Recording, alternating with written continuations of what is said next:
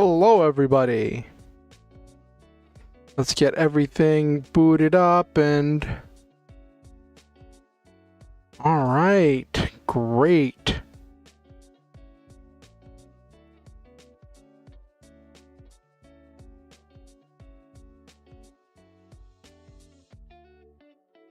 I don't remember setting up Stream Elements. I do need to set up the Stream Elements bot for that. Okay, cool. Give me a second. Let me post out that the stream is live, and I will. I just posted on Blue Sky Social.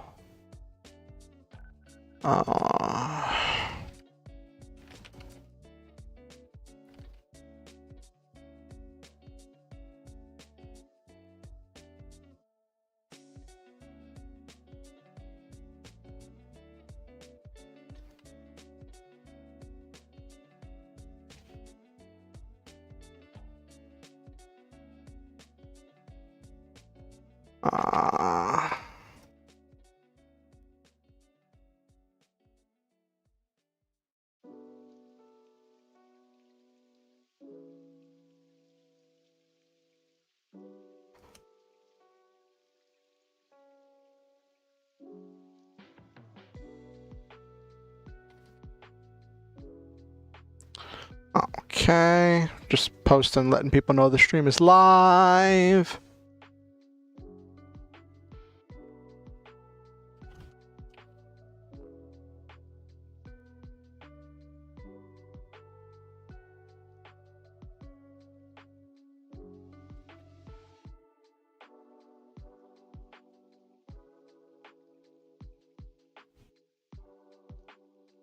Okay.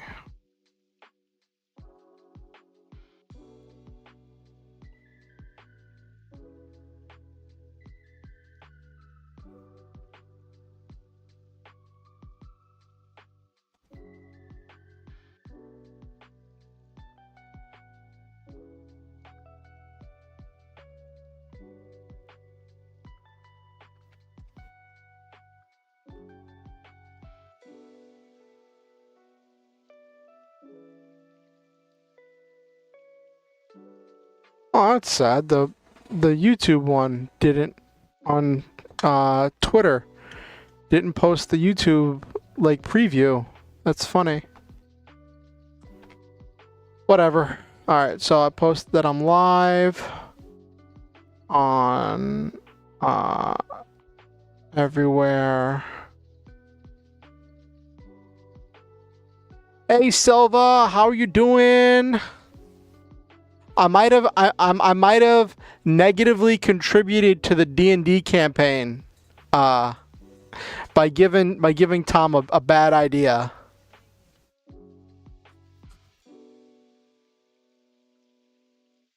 Giving the DM a bad idea.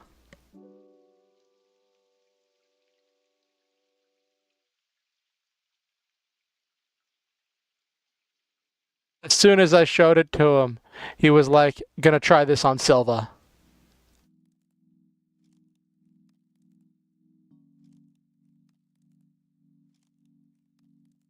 Yeah. Yeah.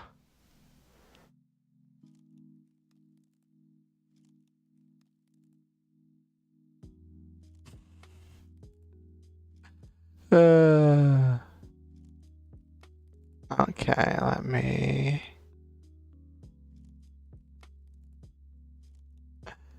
okay, let me... Boop.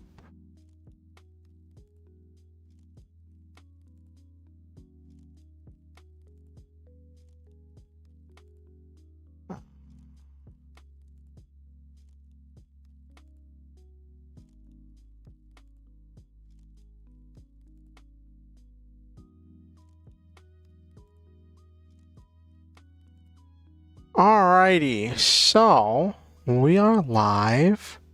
I've just posted everywhere letting everybody know that I'm live.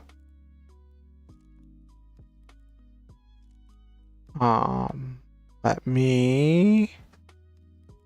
Got an ad break that's about to start on Twitch. So let me get my model booted up, and then once we get out the ad break, I will... okay, there we go. Cool. I was scared for a second because my model wasn't moving, and I was like, what in the world? Okay. Alrighty.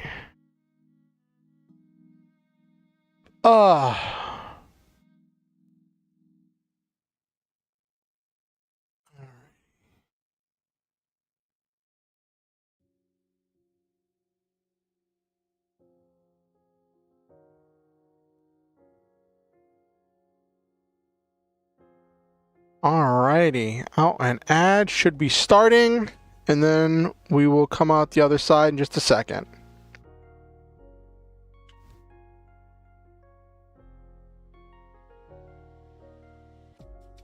Okay. Let me get my writing stuff booted up. Oh, I'll boot that up in a second.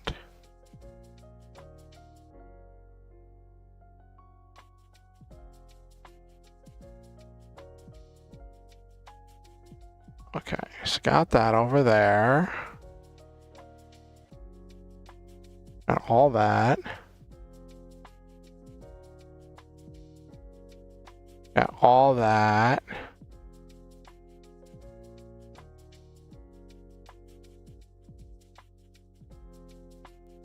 I don't know why it still says ad starting soon on my ads manager. The ad should already be running. Okay, there we go. Oh, it just took a while for the ad to run. Okay. Got it.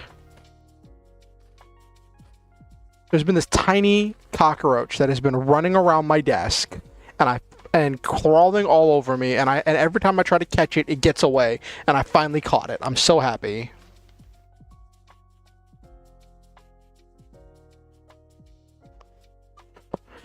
Okay.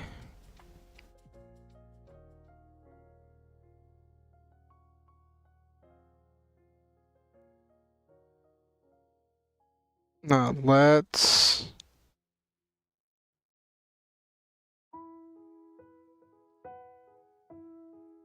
Come on, model Doko.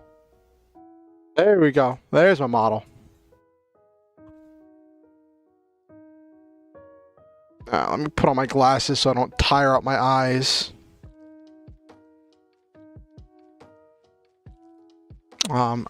While that's running, let me...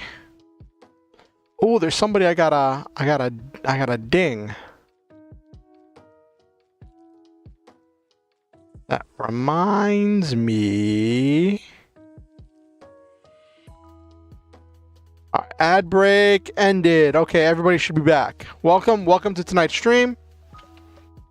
So, a lot of stuff's been happening. Let 1 second.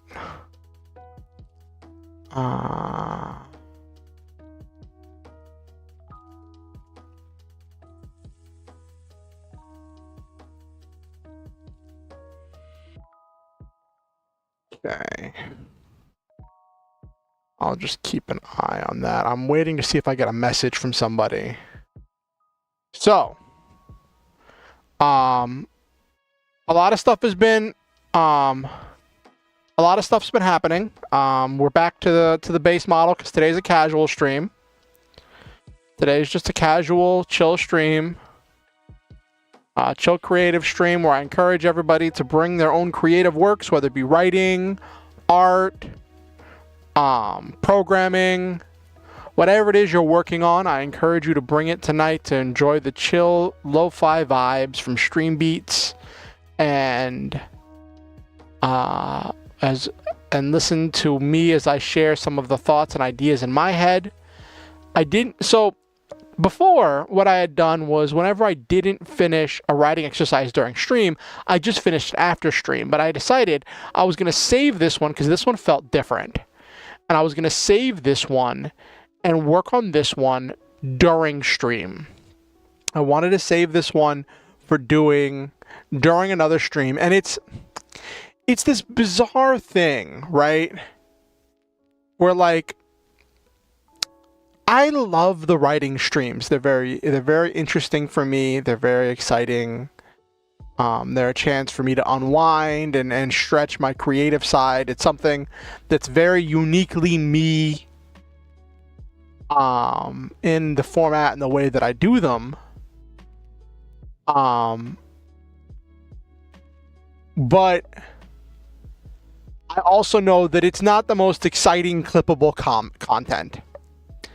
I accept that like my last, like if I look at views, like my last writing stream, that was the stream that was my first multi-stream between YouTube and Twitch, got like 5 YouTube views.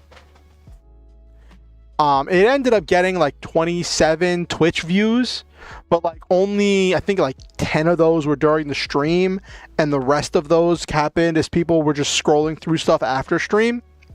And I don't know how much of that was my content versus just like me showing off new stuff for my model.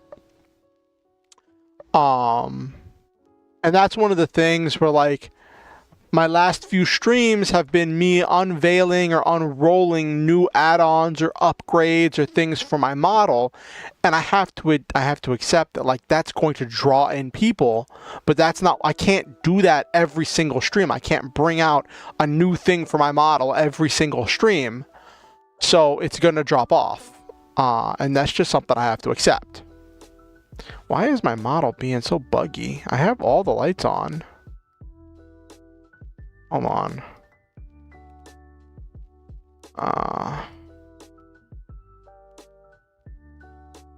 Okay, I should be calibrating. Okay. Anyway. So, yeah. But we'll see how this does on Twitch. I value getting the Twitch ad views. So I do value if the writing content does better on Twitch than it does on YouTube, then I'll definitely, I'm gonna keep doing it either way. It's just a question of how frequently I'm going to keep doing it. Like I've done like 3 back-to-back gaming streams, right? And they were all different games. Well, they weren't all different games. It was like 2 Zoid Saga and 2 Zoid Saga DS and 1 Legend of Dragoon. And I was debating what to do, and it was really funny. So I gotta share this. I was unsure of what I was gonna do on stream today. I was like unsure until the last possible second, and when I sat down at my computer to start looking at my options and deciding what I was gonna do tonight for stream, I got distracted working on a project. I have been joining a lot of Discords recently, since I've been on Twitch more often. I've been interacting with the VTuber Twitch community more. And I've been joining different VTubers Discords, and some of them have self-promotion channels. And there's this one I joined, Binocula, who's like she's a vampire VTuber. So she has a thing for people to like the Watchtower or whatever, where people can share their what they're doing in their personal projects, which is really cool. But like I realized I hadn't even made a post on there. I kind of interacted during some of Binocula's streams, but like whenever you're doing the self-promotion channel of a Discord, you want to make sure you're like active in that Discord, so people aren't going to show up to your self-promotion thing if they don't even know who you are, right? And that's just a thing of what happens. And I noticed that Binocula had an introduction channel where people could introduce themselves. and she had made this template for making like an ID card to ID yourself as a member of her like undead, her like vampire army or guest at her castle. I think her lore is that between Dracula's like reincarnations, or like between Dracula's like adventures while Dracula's sleeping, she like maintains his castle or something. There's some kind of a vampiric thing with the castle. And so I started working on making this ID card, and I got so caught up in it, and I'm like, it is, I sat down about 6:30, 7 o'clock, and I'm like, I normally want to be advertising the stream about an hour before stream. So I'm like, I should be figuring out what I'm going to do for stream tonight. But then I just got so caught up in doing that and making that like I just got so distracted. And like another thing I was debating doing on stream tonight was going to be playing around with VRM Poser for desktop, making art and doing an art stream where I would be making cool images and thumbnails and art for the channel, which I might still do that at some point, but I want to make a cool thumbnail for that.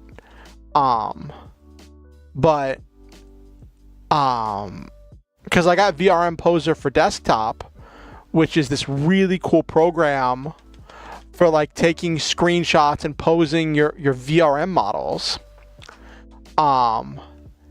And I want to start making really cool thumbnails so I can have, so right now I'm cycling between like the same thumbnails for every single stream. And I want to get new and updated thumbnails that have more pop and pizzazz and are featuring different poses, so it's not the same model in the exact same pose every single time. So I want to get different models that I could cycle through, different poses and looks that I could use for various parts of the model and stuff like that. So that's just stuff I wanted to work on, but I'm like, I'm still learning how that tool works, and I have to watch some tutorials, and I didn't want to have a stream where I'd have to stop in the middle of the stream and go watch a tutorial for like how to do something in VRM Poser for desktop. And I have to say that name because there's a VRM Poser program, and then there's VRM Poser for desktop, and they're two different programs made by two different people, as far as I understand. And the VRM posing program is free, but it won't load my models, and I think it's because of how I have my clothes layered. But VRM Poser for desktop will load my models. And I was really frustrated at first because I was like, can I not do stuff? And then I realized that like it's a very powerful program. I just didn't know where to look. Which I'm very glad it's a powerful program because I paid like $12 for VRM Poser for desktop. But I'm always up for supporting creators that are making useful tools for the community. Oh my gosh. I watched most of episode 2 of Dimension Chasers. That's the Perfect Draw streamed game. And like that was so exhilarating, and it gave me so many ideas. And then the day before that, so I watched that on Sunday. On Saturday, I watched the stream that Nora and Iris did showing off character creation for Perfect Draw, and that was exciting. Gave me so many ideas. Even though I kind of had it up in the background because I was kind of like getting overwhelmed with all the data and information they were going over.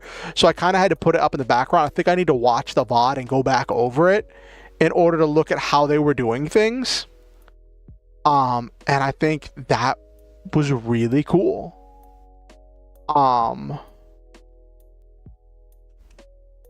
And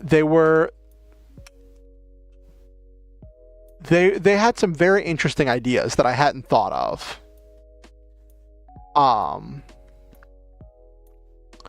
But it was really cool. They also did some really good like question and answer stuff. And they had this really interesting idea where they said that like with some modifications, Perfect Draw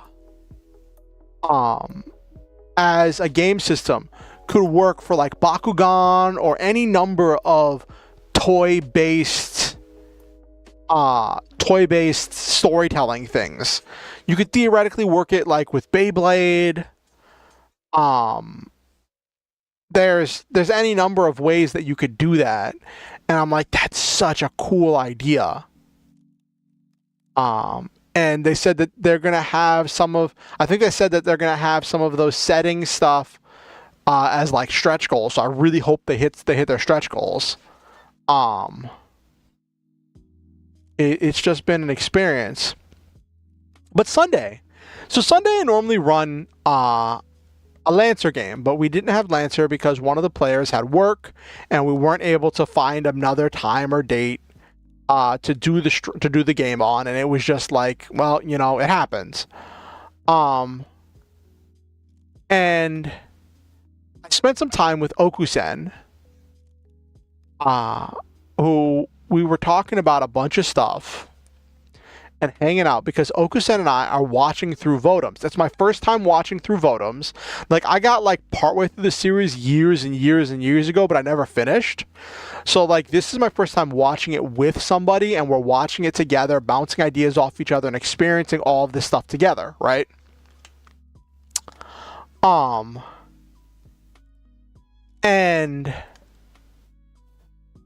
so that's an experience. And we were like talking about stuff, and I was showing off some of the stuff that I was doing, and Okusen told me. Actually, Okusen didn't tell me. I found it out because I had OBS open because I was showing off some stuff from my model to Okusen. That they apparently had their Prime Twitch subscription available. They hadn't subscribed to anyone yet. So they subscribed to me for the month of January. Which pushed me over what I need, so whenever it re-updates the stuff on the 12th of February, I should be over the threshold, and it should start the process of getting me paid that $50, which that's nice. I don't know if they're going to keep giving me their Prime subscription every month, which that'd be nice. But it was just a really nice gesture that they did that for me. And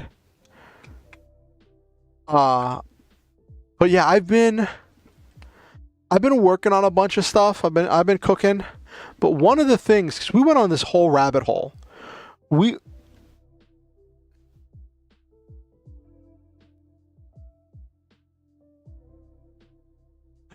did you mean to type bro there, Ronald McDonald? How are you doing? How's your day going? Tell me, Ronald, how are you doing? How was your weekend?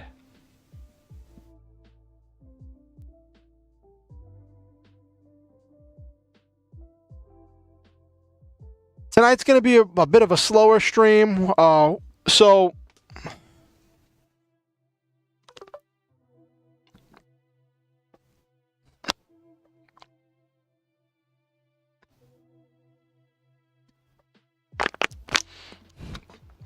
no, I'm good. I just had some water, and I ate a real big breakfast.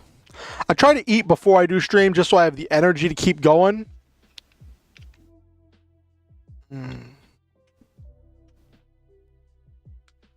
The sauce rivers in the cheese mountains. Nice.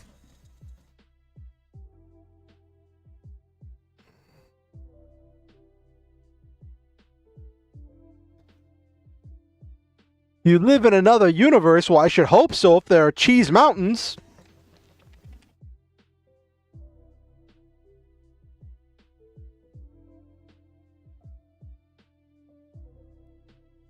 Okay.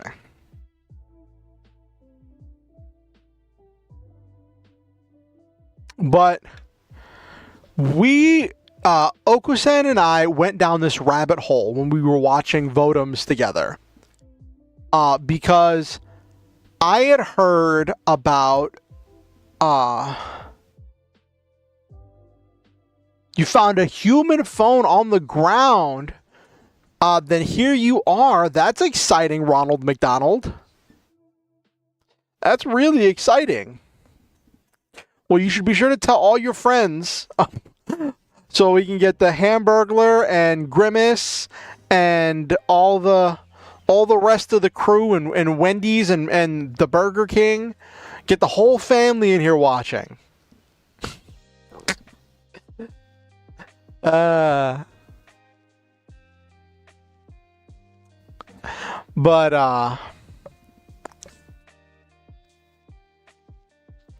and if they don't want to watch me on YouTube, I'm also multi-streaming on Twitch.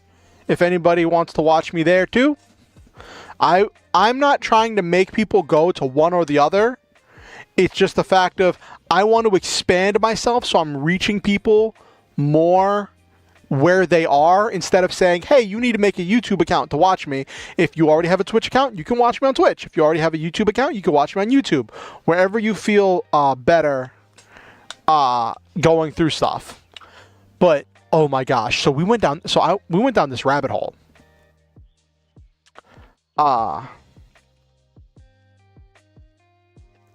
And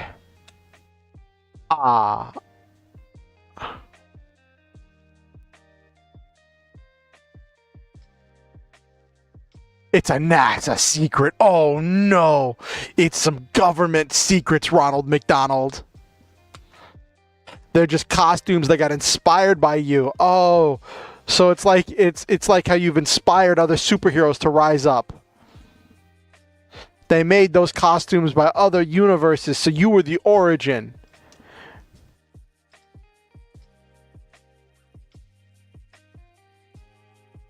You are the original article. So we went down this rabbit hole, right? Because I had heard that there was an English dub of Armored Trooper Votums, but it was only one episode that got dubbed. So I went to track it down, and the only place I could track it down was via the Wayback Machine, the Internet Archive, which I should probably download it at some point so it doesn't disappear. But it was the only copy of the English dub of the first episode I could find. And anyone who's been on the Internet Archive before knows that people put tags in order to organize things so you can group things together, right? So we were, Okusen had to go do some stuff for their roommates, right? And I was just kind of scrolling around, and I was like, oh, I want to show this to Okusen when they get back. And I saw at the bottom of the page where it said Internet Archive posts like this.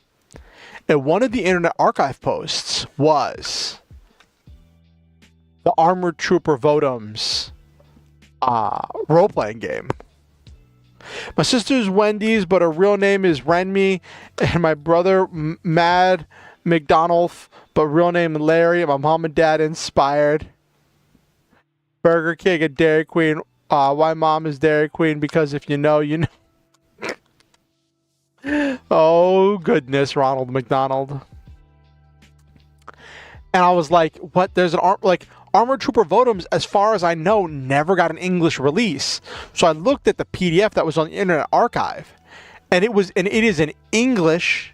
It was actually made. I was gonna say American, but I believe it's Canadian. But it is a Western RPG. That was made of the Votums universe. So I was like, oh, I have to get my hands on this. So I got my hands on it. And it's like it uses the fusion. I don't know if it's fusion or fusion. It's Fuzion. So I don't know if it's just fusion spelled with a Z or whatever. But it uses this fusion system that's like a point. It's kind of a point buy system that can be done with either a D10 or 3D6 with different difficulty classes for each, and really in-depth rules. It has rules for making your character, for making your mech. So for those of you who don't know, Votoms is a mech anime that's very much a real robot story that deals with the horrors of war and the destructive nature of conflict, and gets really deep into like a lot of that stuff, right? And we're only like we're just over halfway through. Like we're like in the last third of the story. Like I think we're like 2/3 of the way through. And because we're at episode 30 something out of 52. And so I got the book, right? Because I'm like, I gotta do something with this, right?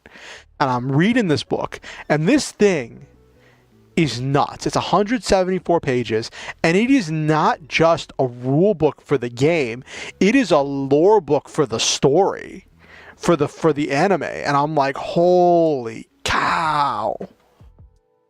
And this all got done for a show that never got a full English release. Like, yeah, the DVD release that had like the collection or whatever had English subs, so it got official English subtitles, but it never got an English dub, or like it never aired in America. So like for that to get an American, like it wasn't like a Toonami thing, and for that to have gotten well, not American, a Canadian, I think, but still a Western RPG release was huge. For like, at least for me to realize that. So I went down this whole rabbit hole looking at that, and I'm like, I gotta, like, Okusen's like, you gotta do a stream reviewing this, breaking this down, looking at this. And I was like, oh my gosh. So I looked at what else was made with the fusion system, right? And I believe the fusion system was also used for a bubblegum crisis,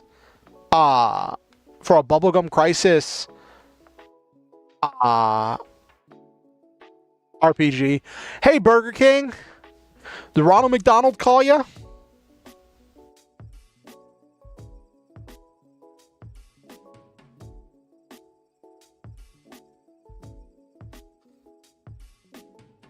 Get the whole family here.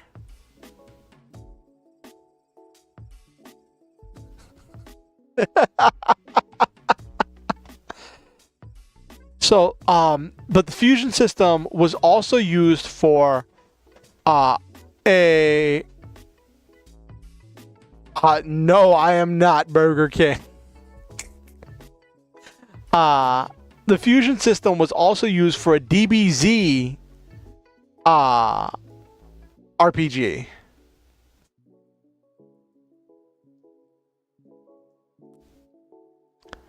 And I'm like, this is nuts. And like, it's hailed as this like free-flowing system that takes some traits from the hero system that was used to make champions. And I'm like, well, like, this I got to take a look.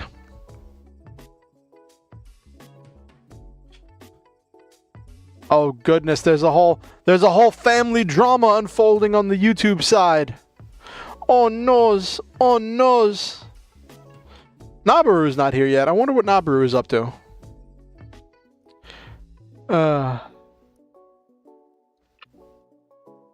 Alright, so oh jeez. We've got some whole like royalty.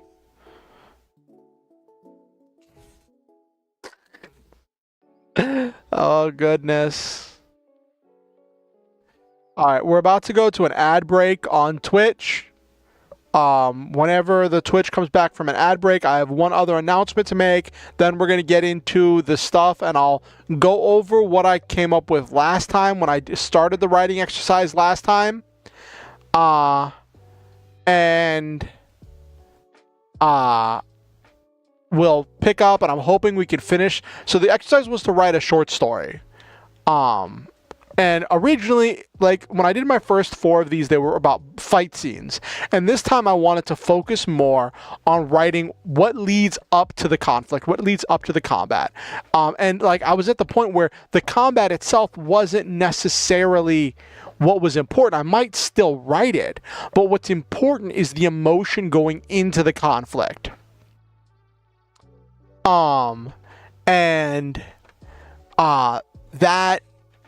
That's really, I think that's really where a lot of the importance comes from. Alright.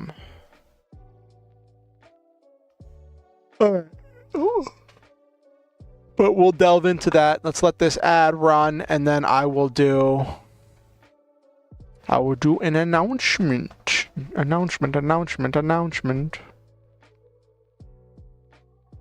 Alright.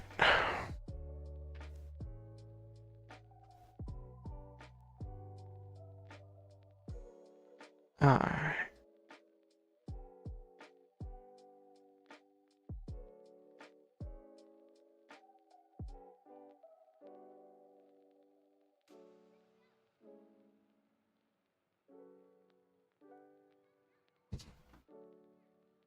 Oh goodness, got a whole royal family drama unfolding.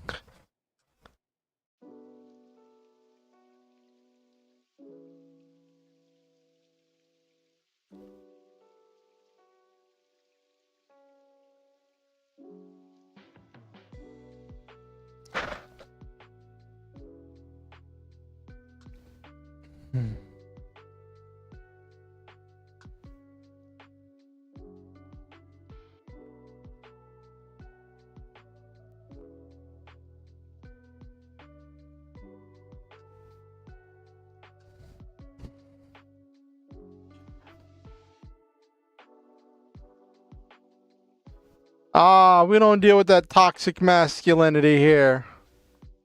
Burger King, don't make me ban you.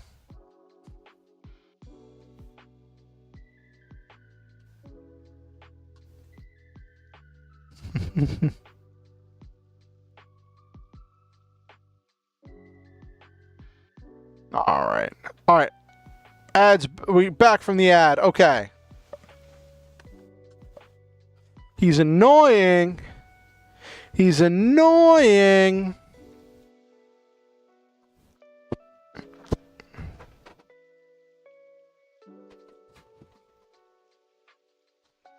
All right. Well, I'm gonna ban one of you, because don't have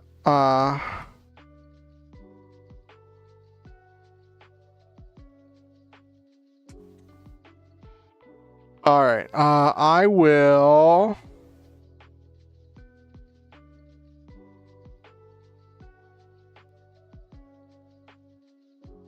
Oh, you're leaving? Okay, so then I don't have to ban anybody. I was about to time out Burger King and just be like, put him in timeout. So, announcement time. So normally I stream on Mondays and Fridays, 8:30 p.m. EST.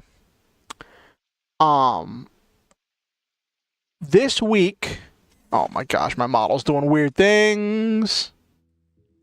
This week, I'm doing a third stream. I'm trying a third stream this week, in which I'm going to stream on Wednesday, 8:30 p.m. EST. Gonna try to stream Wednesday. Let me make a reminder for myself so I don't forget.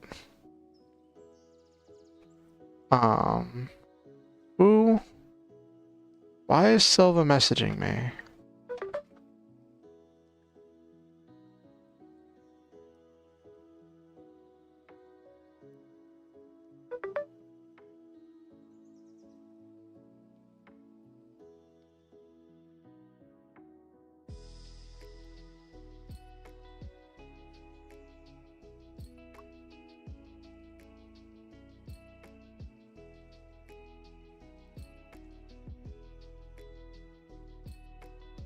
try to stream on 3 different apps. Well, if I want to do that, I have to get the paid version of Restream. So the free version of Restream, you can only stream on 2 places. If you get the paid version, you can stream it up to 5 places at once.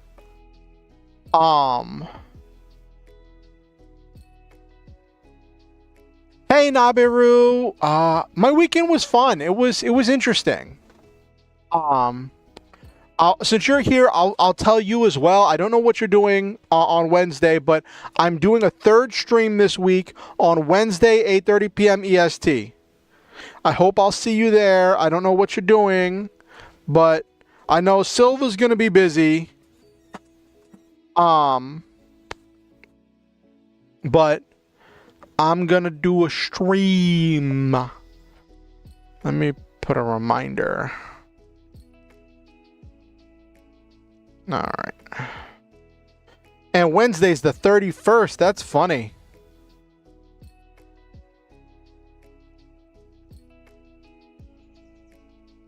Okay.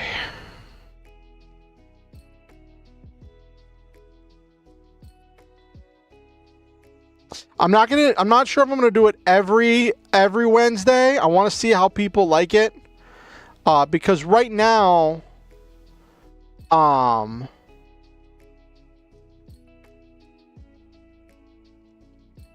the streams are, oh, let me make this green. Okay, cool.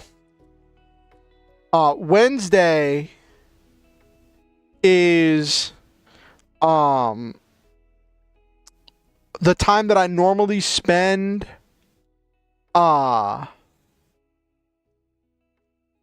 with like the kind of intentional time that I spend with Okusen. And we like work on perfect draw stuff, or we watch Votems together or whatever. But Okusen's busy this week. So they're just not gonna have the energy to meet up. So I'm like, okay, well, let's be productive. I had something interesting happen though.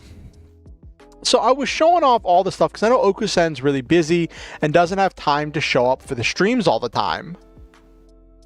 So since I was hanging out with Okusen yesterday, I showed off the new stuff I've gotten for my model to Okusen. And they said something that really, I don't know, it made me pause for a second. I realized this is kind of like, I won't go into too much detail because it was kind of like a special moment, but like they said that seeing all the progress I made was kind of inspiring. Like all the stuff I've gotten done with my model and like all that stuff was just like inspiring. And I don't know how to feel about that because like I want to inspire people to hunt down their dreams, to do their best, and to try to live their best life and make the world a better place every day by living in it in their own special and unique way. Right? But the whole thing with my model felt like something else. It didn't feel like it was something I was doing to be inspiring or to motivate others. It was something I was trying to do to like improve my content. And it was just like, it was a thing that I was doing, right?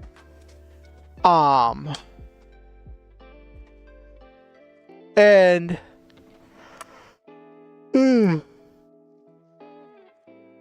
it was just an interesting thing.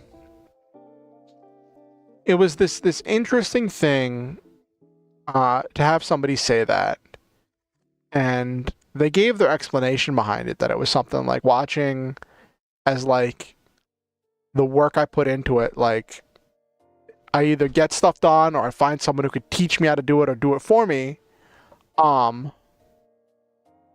like gives them like motivation, like that they could dream. And like there is it's kind of like passing, I guess it was kind of, I didn't realize, but I was passing that along because there's this other VTuber that I know from Hero Girl's Discord server. Android Jess. And I saw him do this contest where he was doing this thing where if he got past 250 followers on Twitch, he was gonna get this like really cool art for his character, right? I don't know if it was followers on Twitch or if it was YouTube subscribers. I think it was followers on Twitch. Let me check. I'll scroll back because it's been Android Jess.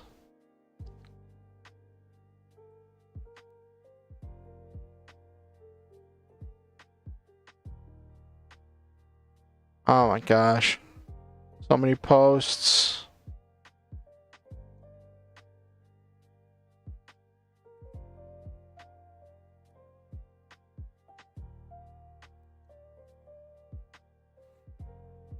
All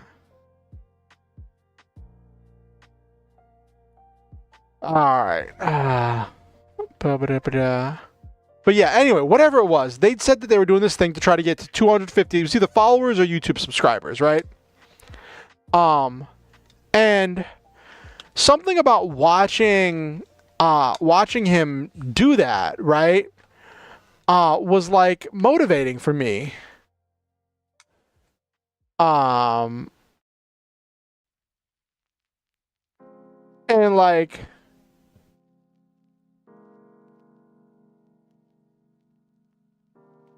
no, don't play a video.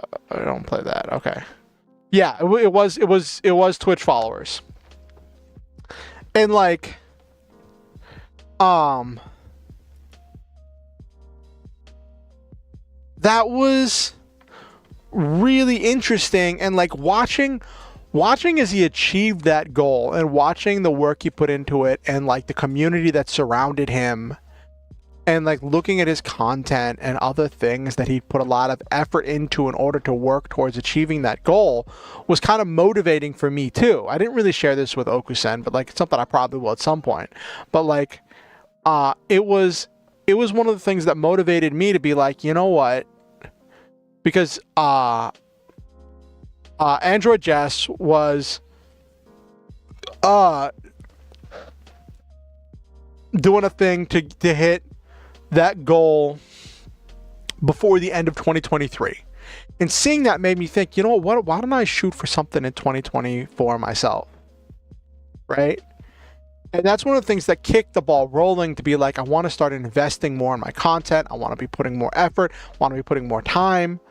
And this month has been crazy, and it wasn't until I was talking to Okusen about stuff that I feel really bad because I feel like there's all these things that I wanted to be doing that like I'm not doing, right? And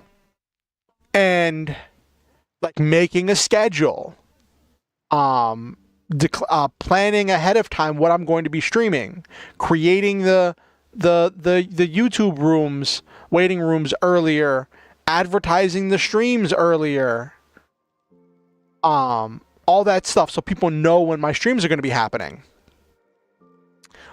It's something that like I want to be doing, but like it's a lot, and it's just been this process. And one of the things was I wanted to make a YouTube video, and I was feeling really bad because I never ended up making that YouTube review of the Perfect Draw judges kit, right? And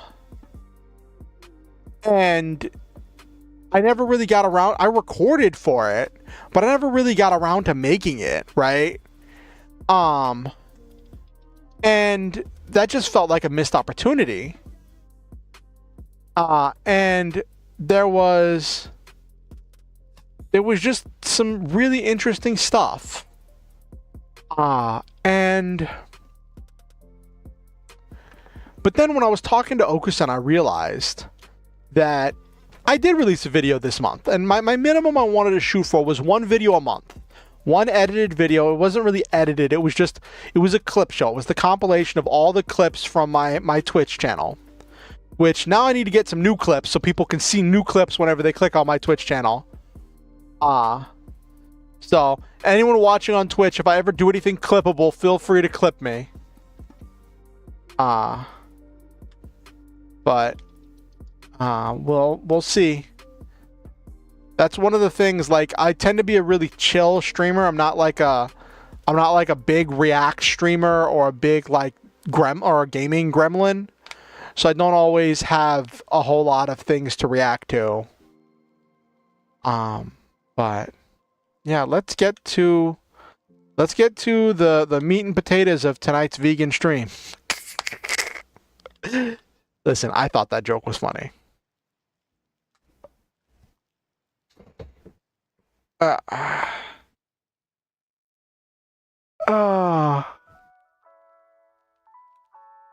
Had to stretch for a second.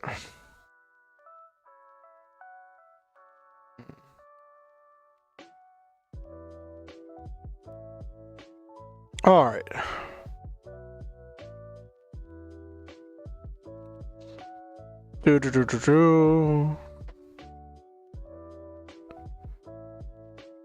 Clipped? What'd you clip? What'd you clip, Silva? The joke about the meat and potatoes of tonight's vegan stream?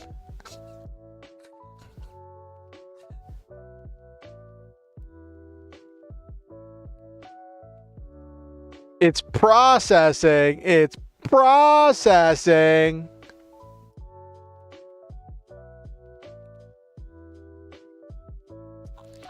You'll link it directly to me. Where are you going to send it to me?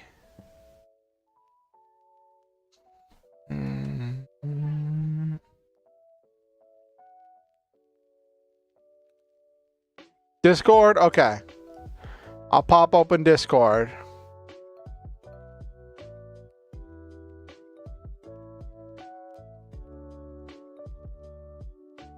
What is this? What is this clip? Oh, permission to clip. I love Twitch's like, because doesn't Twitch automatically make the names of the clips?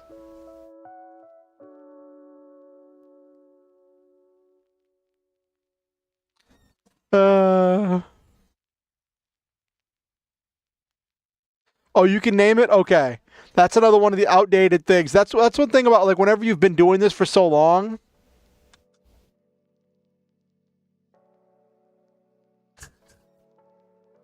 Oh, please. If I were ever lucky enough that Cooksy would know I existed, that would be the day. That would be the day. The day that I was ever relevant enough for Cooksy to know I exist. Let me...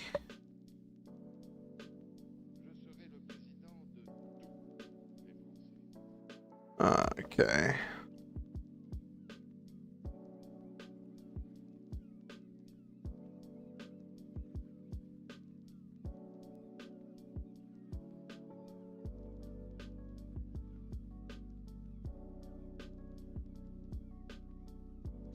Never know, Cooksy is legion, they are many.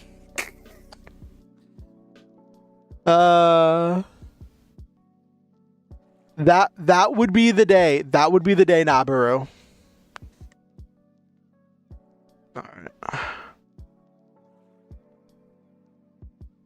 Alright, let's switch over to the writing stream. Okay. Okay, so...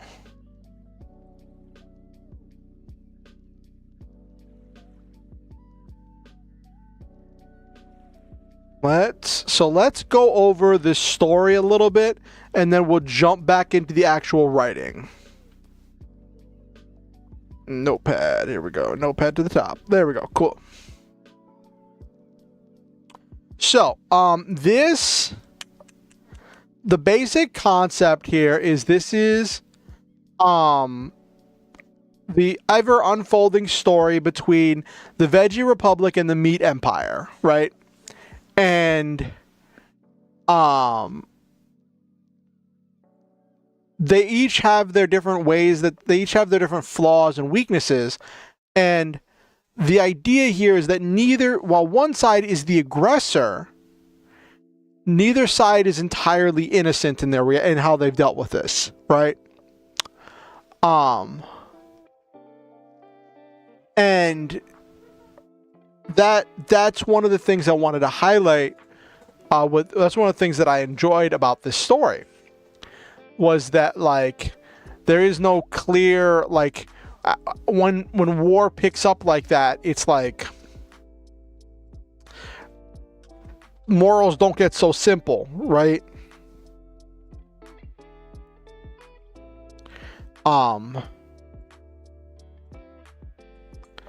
And the thing I wanted to highlight here was, like, the loss of a future that these characters are dealing with, right? And let me read this. So you have this character who, like, is good at tests, right? Celery 1. He's lost his name. Now he's just Celery 1. And the Meat Empire have moved to launching Kaiju. And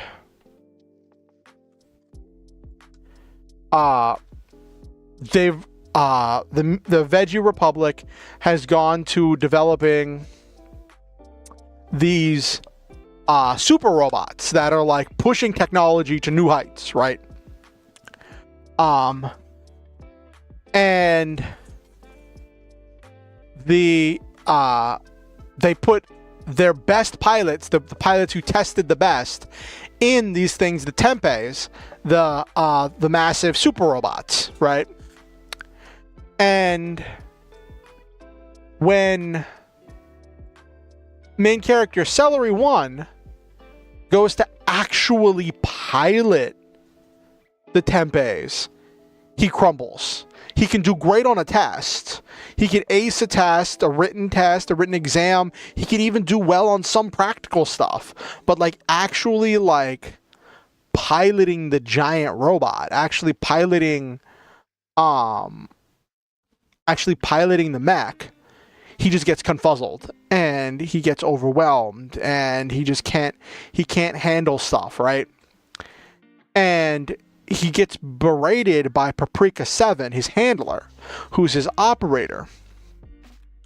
Now, Celery 1 was a librarian before he got conscripted, right? And he misses his simple life. Paprika 7 was a dental assistant, so she was deemed not as unnecessary as Celery 1, so she was given a safer job in the mech force. And so she works a little bit further back in a more administrative role. But like, she was kind of sold on this. The only reason she was really okay with all of this was because she was told that because she was deemed somewhat necessary, she would be paired up with that she would be managing some of the important stuff for the war, and she would be doing this great important work and doing all this stuff to help improve and save lives, to help save lives. And since then, she got assigned Celery 1, and Celery 1 has not had a single field exercise, has not had a single field operation. He's had exercises, but hasn't actually gone and done any like life-saving things because he can't handle any of the tests that they put, any of the actual practical things that they put him through. He's got these book smarts, but actual application is just difficult for him.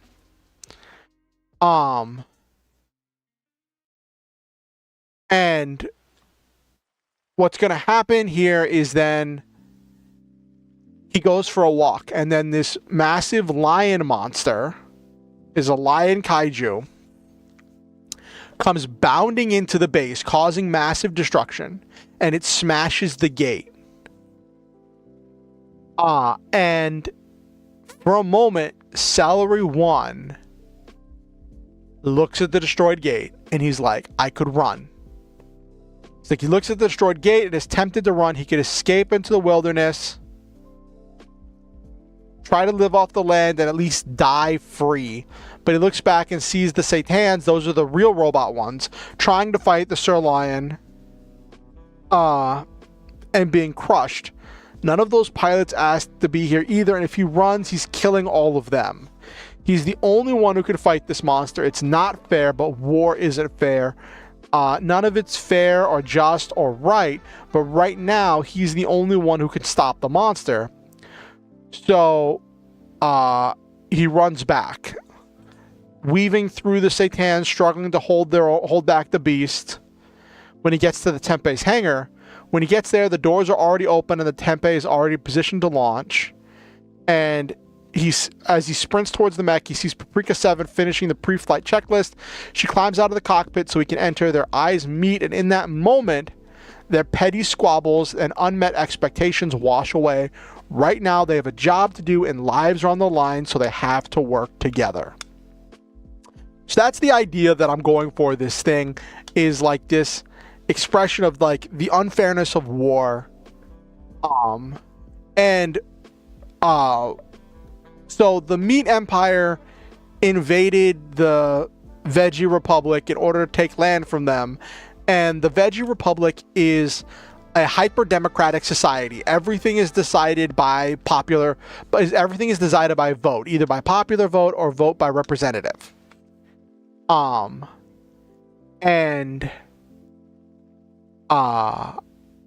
When they reverse engineered the mech technology and they made their mech force, they needed a lot of bodies really fast to operate this new equipment, to manage this stuff, and they needed, but they couldn't pull people from all the rest of their military forces. So they had to institute a limited draft to conscript people. And what was decided and voted and agreed upon by the public through popular vote was that a judgment would be made of everyone's careers, of their jobs, and it would be decided how necessary or unnecessary their job was to society. And based on that, they would be assigned jobs, and they would be, if they were deemed even slightly unnecessary, they'd be conscripted to work in the mech force. The more unnecessary their job was, the more dangerous a position they were given.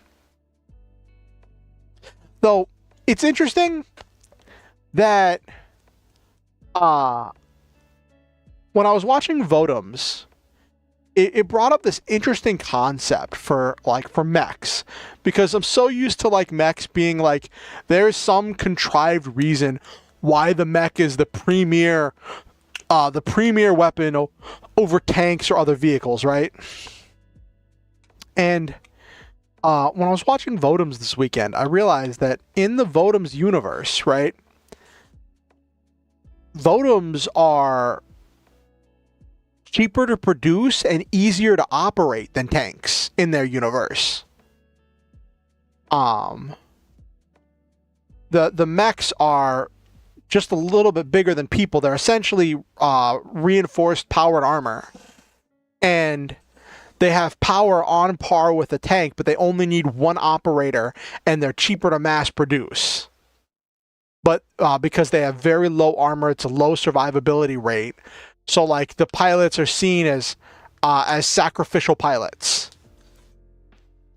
And they can operate on land or in space. Which, like, that whole thing just completely turns the dynamic on its head. It's really interesting for a real robot show to take that angle. That it's like, they're not exactly better than tanks, but they're cheaper to make. Which, like, you're so used to mechs being like this big, expensive thing that takes these crazy resources to develop. It's really interesting. All right, looks like we're about to go into an ad. I'm going to reread what I have written so far, and we're going to get started on the actual writing portion of tonight's stream. Now that we've gone over the story. I got some ideas of the characters.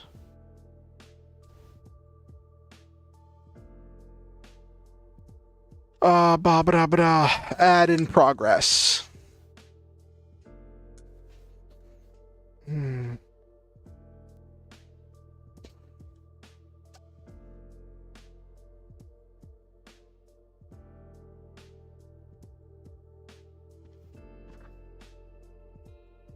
Okay. Okay, now let me go to Open Office. Okay, cool. Okay.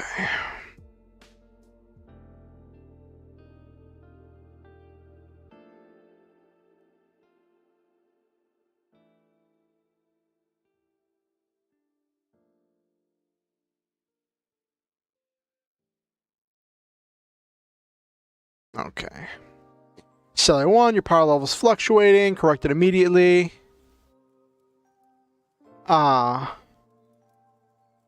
This is told from a first-person perspective. Okay.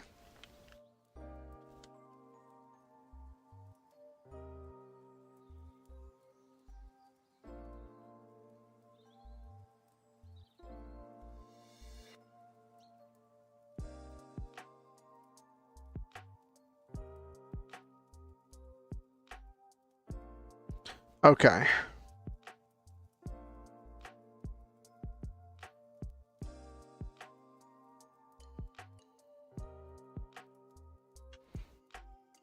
Actually, I like this story, and I might expand this story.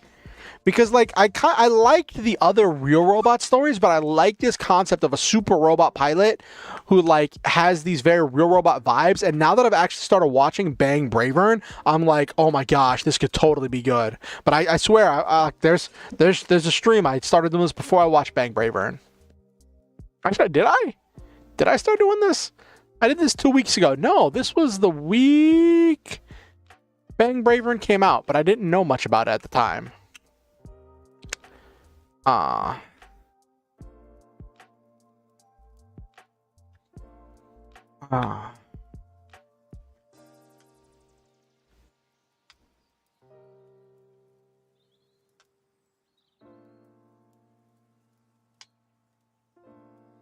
had an idea that I might call the mechs proteins.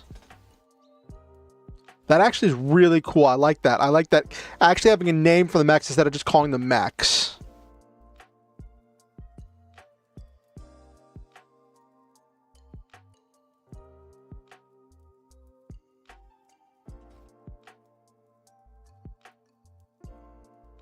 Mechs are called proteins.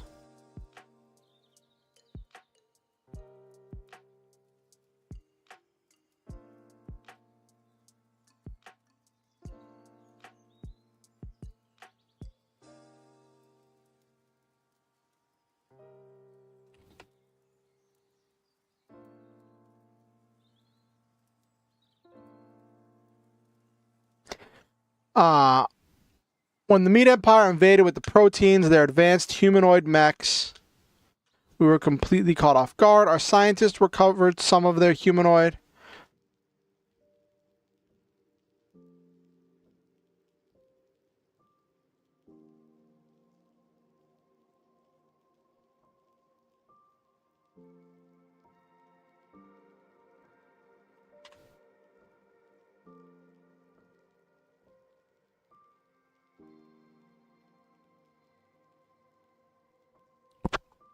Mech force. Varying degrees of unnecessary that corresponded to how dangerous of a job you were given, ranging from being a pilot in the field to being a support operator providing remote assistance. I was a librarian, so I was deemed completely unnecessary. And that's the other thing, is like, you see the Veggie Republic in its time of need is not just throwing people to the mill. It is throwing like the arts. It is throwing public education. It is throwing a lot of the things that like would benefit the poor. Like, and also like the music,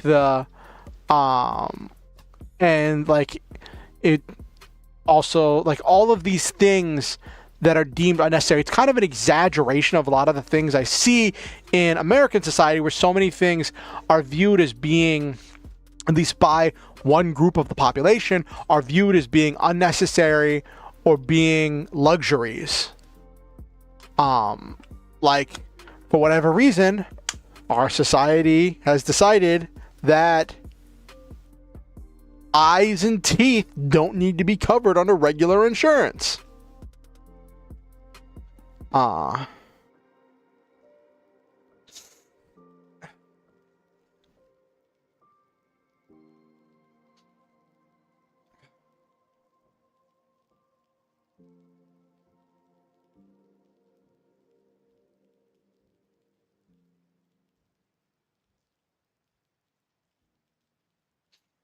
Written tests.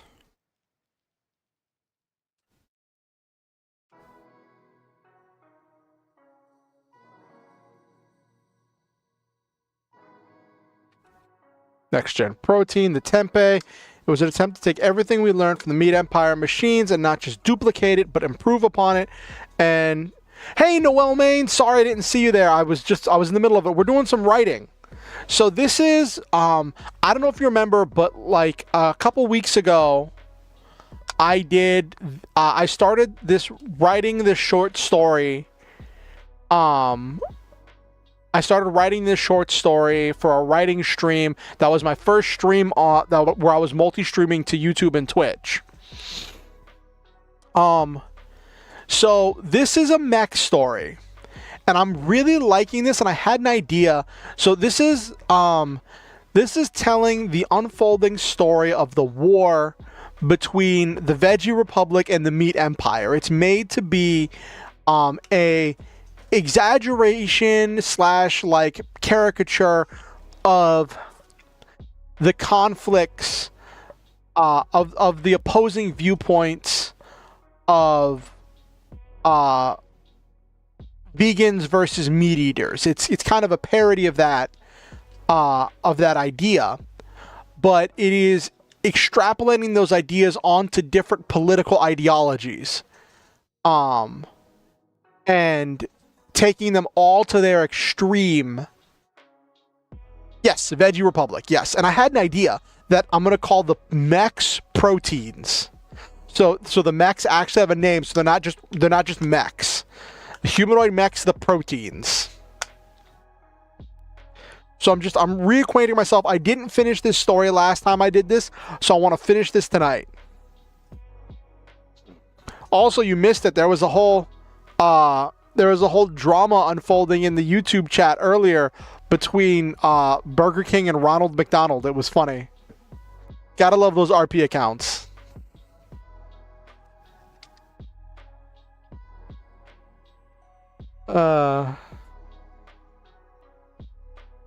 But yeah. Next gen protein, the tempeh.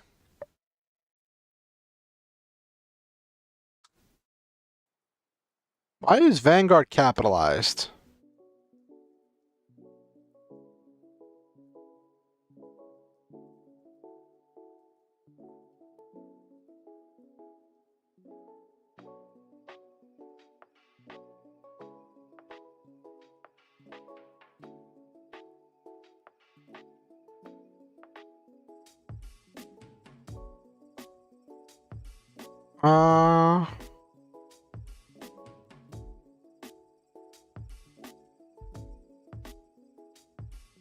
Let me change up this sentence.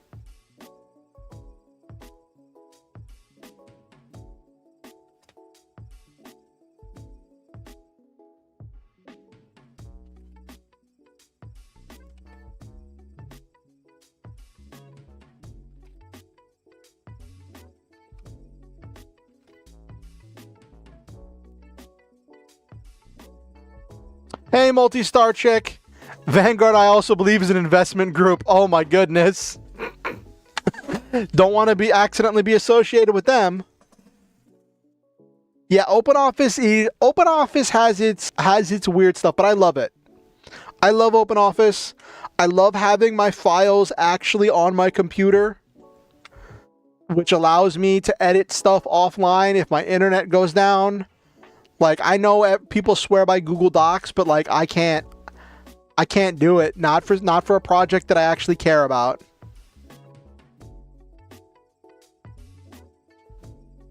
I wish there was a way. You might know this, multi-star chick. Is there a way to download like an updated or more modern dictionary for OpenOffice? Because I'm getting really tired of having to like tell it individual words are actually words.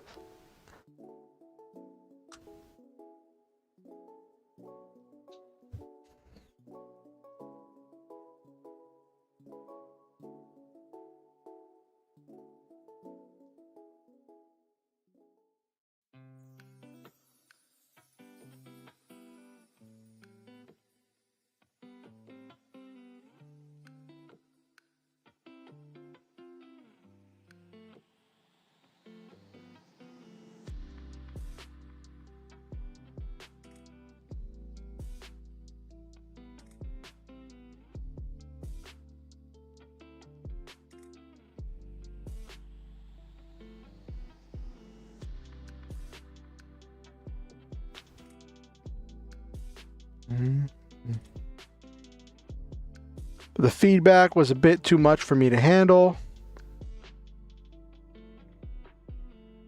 I'm trying to change up this thing because I don't want to start multiple sentences with I. I actually stopped using OpenOffice because clouding everything so I could write while being driven around was too much of a benefit. Oh. That's fair. That's fair.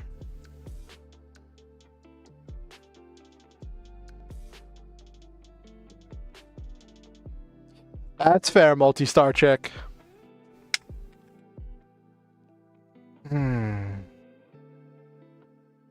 I wish there was a way I could get like Grammarly or something to work with like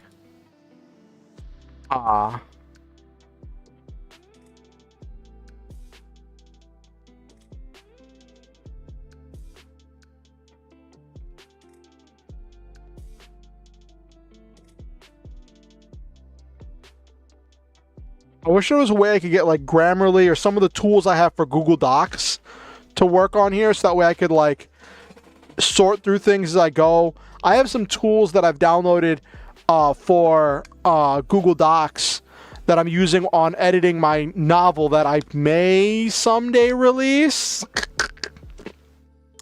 That like help me with reminding me to put commas places and help me with showing me whenever I've started the same sentence with I, or with like where I've started the same sentence with the started multiple sentences in a row with the same phrasing in order to remind me to change my phrasing.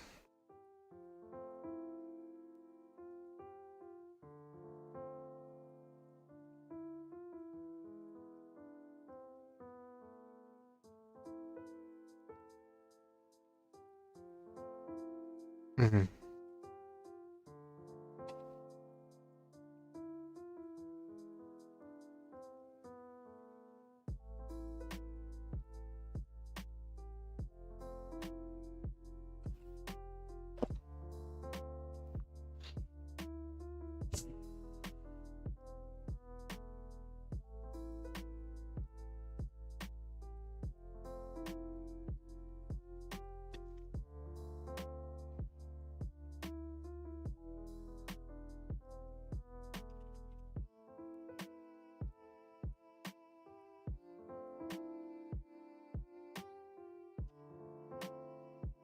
I'm going to introduce a third character. I'm going to introduce a third character here that's going to be an unnamed just soldier person.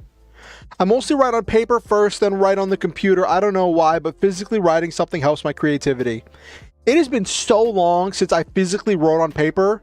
Like, I already had bad handwriting, and I'm sure if I tried to write on paper again, it would be terrible. My hands have become so accustomed to typing very quickly that, like, I don't know if I could go back to doing stuff on paper. Noel, Maine.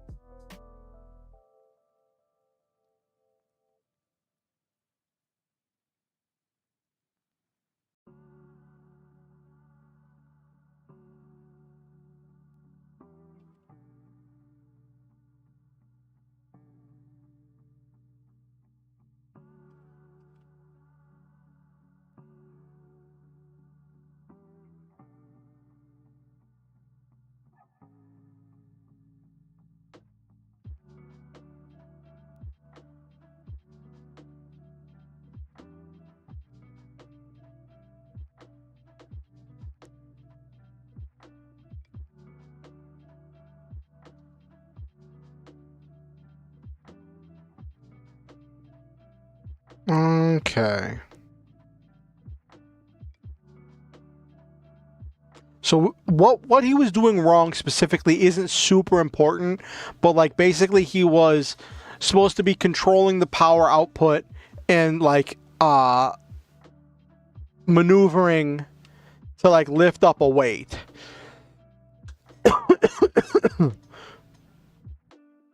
If I'm doing something for me to remember, I still use paper. My church and D&D notes are copious amounts of notebooks in my house. I think the extra motion helps with memory. That's cool.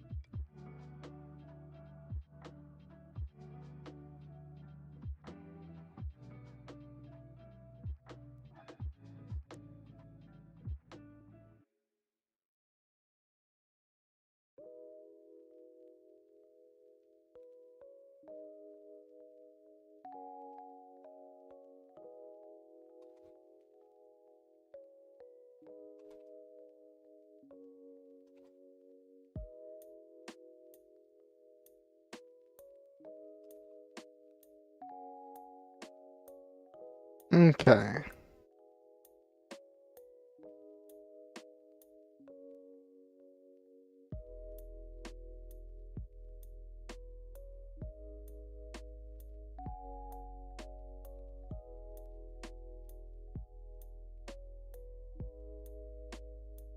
Why did I say these things are powered by? Hyperstellar furnace. So it essentially uses fusion, create a small star inside it, and harvest the power from it to power the mech. Okay.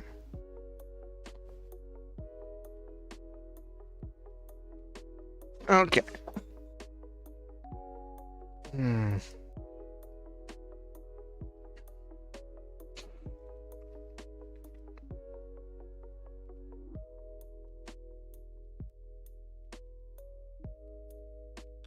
Oh, someone just subscribed to the channel. Canovore, thank you for subscribing to YouTube. Oh. Welcome to the Star Hunters, where we shoot through the stars, have wonderful adventures, live our dreams, and always stop to enjoy the memes. Thank you for coming. I hope you have a wonderful time. And if you want to join the Discord or follow me on Twitter, Blue Sky, Facebook, there are links to all of that in the description down below. Welcome aboard. I hope you have fun and I hope you enjoy your stay. We're doing a writing stream tonight. How are you doing tonight, Canavore? I didn't know Stream Elements would do notifications like that. That's like not notifications, but that I would put it in the chat.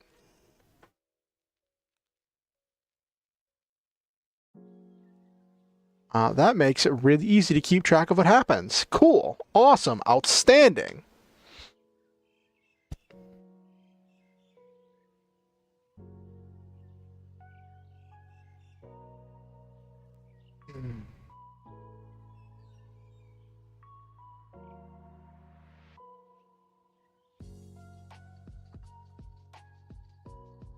Keno?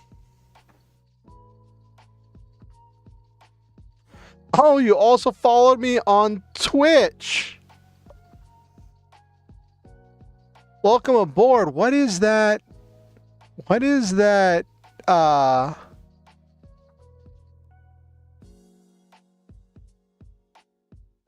emote, Keno. That's a really cool emote. Thank you for following me on Twitch. I really appreciate it. You don't know?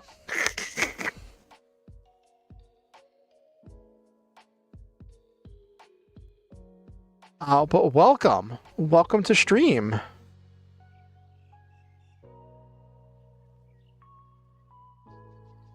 That one looks cute.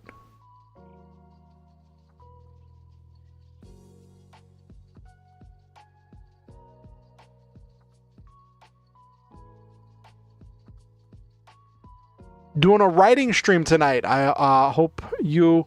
I always encourage people whenever I'm doing writing streams to grab their own creative projects, whatever they're working on, whether it be programming, writing, art. You have a lot of emotes that you could use right now? Oh, goodness gravy. If you want to show off some emotes, just don't spam them too much, okay, Keno?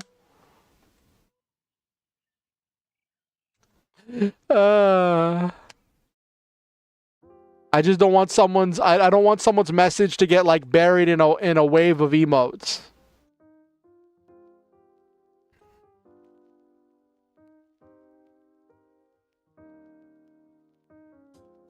But if you want to have some... I also have some follower emotes that you can use.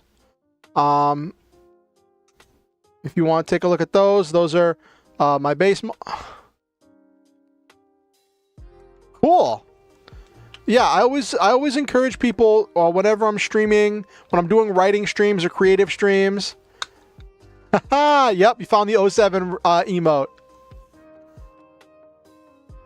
I always encourage people to grab their own creative stuff, whether it be writing, art, programming, sculpting, model painting, whatever project that you have going on. I'm going to like talk to you about the stuff that I'm working on, and if you want to share in the chat stuff that you're working on, like ideas or things that you're working on. So it's kind of like what's the word for it? I know there's a word for it. Parallel play. Where like we're all kind of in the same room, chilling to the same, vibing to the same music, and working on our own individual projects together. That's one of the things that I really enjoy, and I really want for these kinds of streams.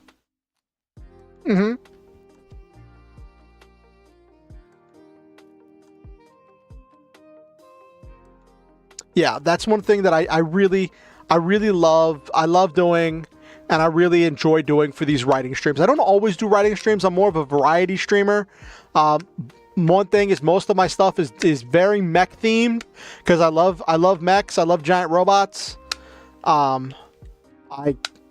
love giant robots. I love power armor. I love magical girls. I know the magical girls comes out of left field, but like if you think about it, magical girl suits are pretty much just like magical power armor. Like hear me out, okay?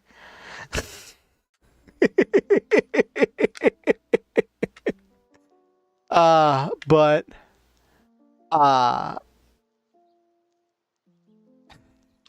Right, Keno?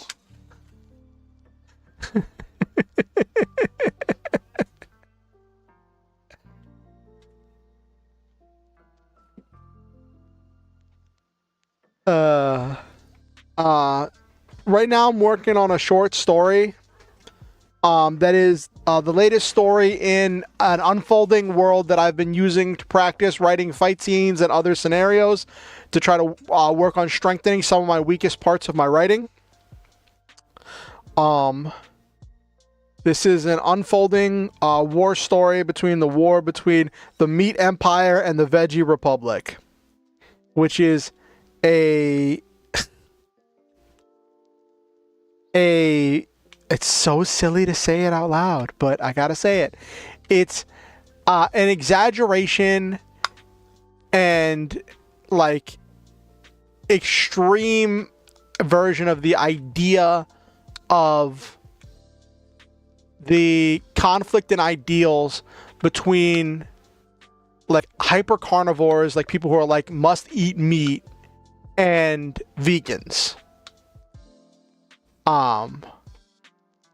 Except taking those things and assigning them somewhat related political ideologies and taking those political ideologies to their own extreme, to the point that like there is both sides are like neither side is doing everything right.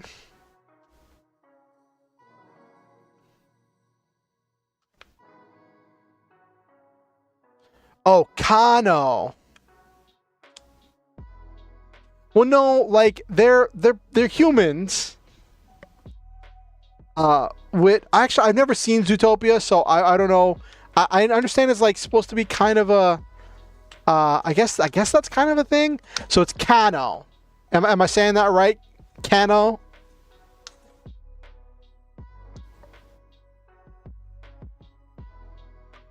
Hmm.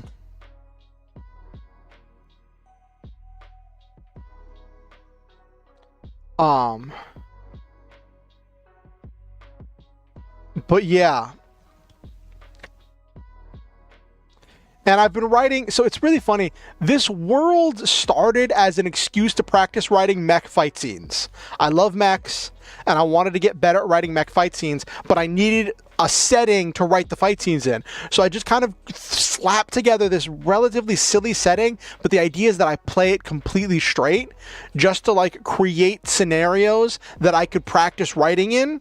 And then this is the 5th story that I've done in this like setting, and like as I've done it, I've added little things to the setting each time that have caused it to like expand and grow into its own thing. At some point in the future, I may actually like seriously try writing something in this setting, or like I love novel writing. Yeah, from a silly little idea, exactly, Nabiru.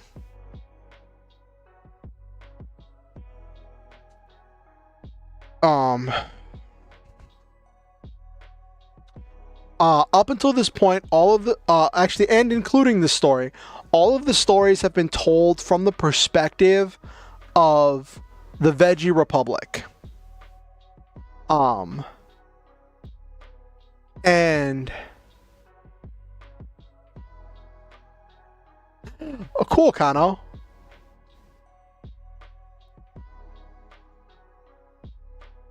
I'm glad that you're enjoying it. So, the idea here that I'm going for with this setting is that of the two, like in the two sides fighting, while one side is the aggressor, right? Neither side is without flaws. Um, as because these are like political ideologies taken to their vast extreme. What if your ideology is my ideology is to not believe in any ideology? That's still like choosing to not believe in choosing to not believe in stuff is it's kind of its own ideology.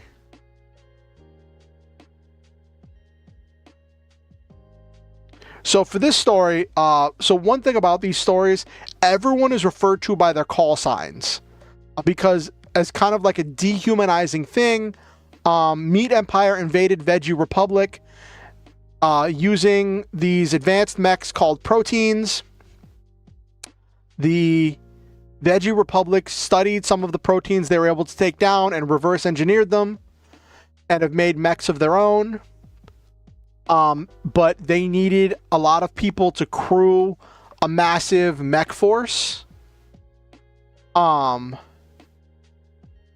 just realized there's an ad running, and I don't know if Kano is watching on YouTube or on Twitch. Whatever. I'll do some writing. When the ad ends, I'll go over the basics of the setting.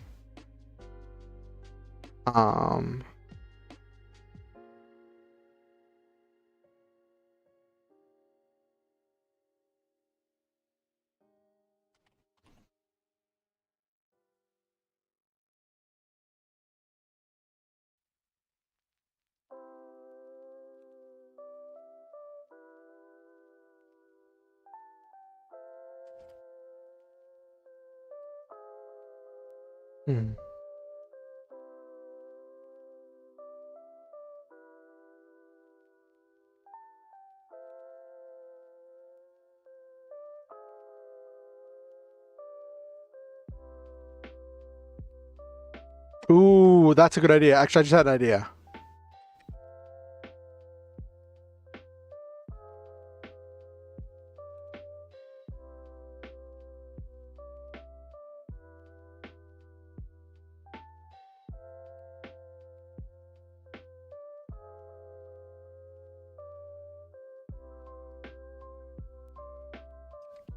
Okay, so, the Meat Empire invaded the Veggie Republic with these advanced mechs called proteins.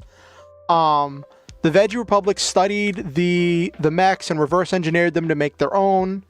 And they needed a lot of bodies to fill their new mech force, their new branch of the military that were using these mechs to fight back. And the Veggie Republic is like a hyper democratic socialist society that is all about the needs of the many over the needs of the few, and they deal with everything through a vote, and they dealt with that vote, and decided to reinstitute the draft, but they were choosing people based on how necessary their jobs were. And if their jobs were deemed as unnecessary. Now, I also realize a lot of these like ideologies are extreme and are not things that I think. I'm not saying I think vegans believe this. I think I kind of assign these two groups relative, kind of almost arbitrary political ideologies, and then took that and ran with it. I'm a vegan myself, which is doesn't exactly give me carte blanche to do whatever I want, but it's just stuff.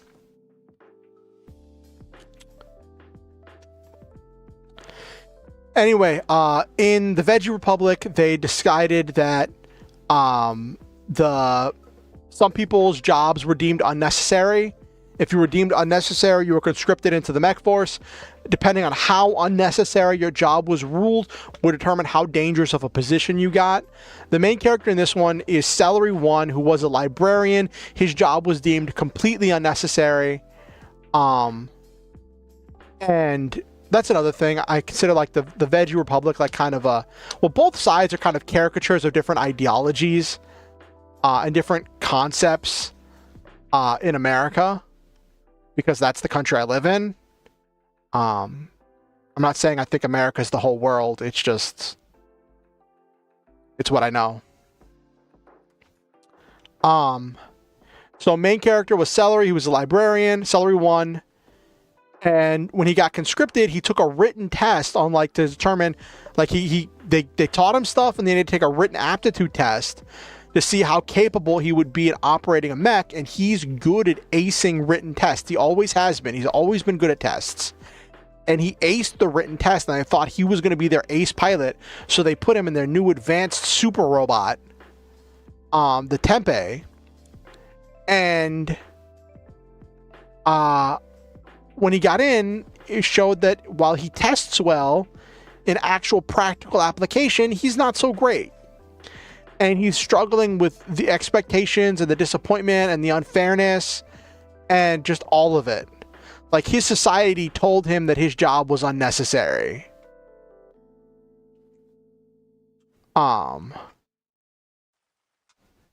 And now he's supposed to fight for that society.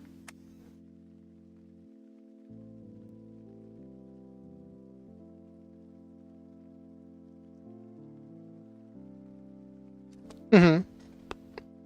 Yeah. Yeah, I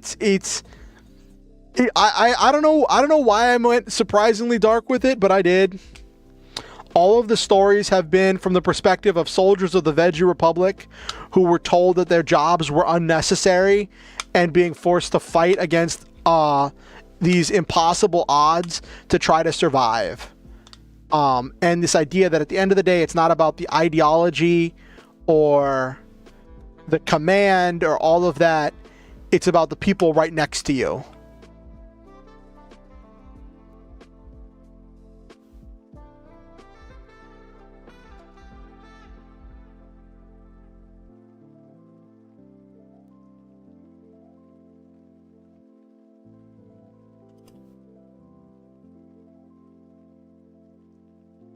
Get in the robot celery boil lettuce. We'll have to do it again.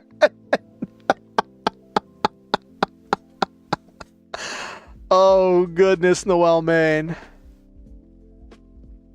Oh.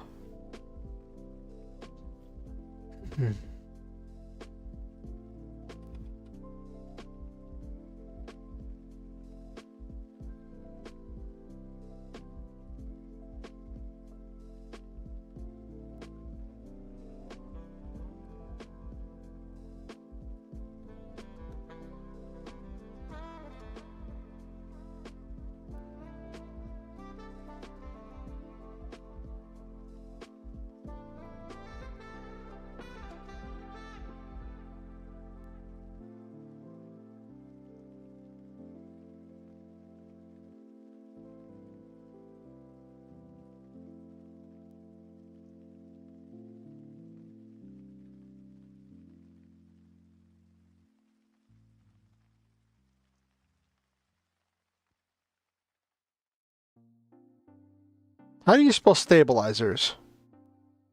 Oh.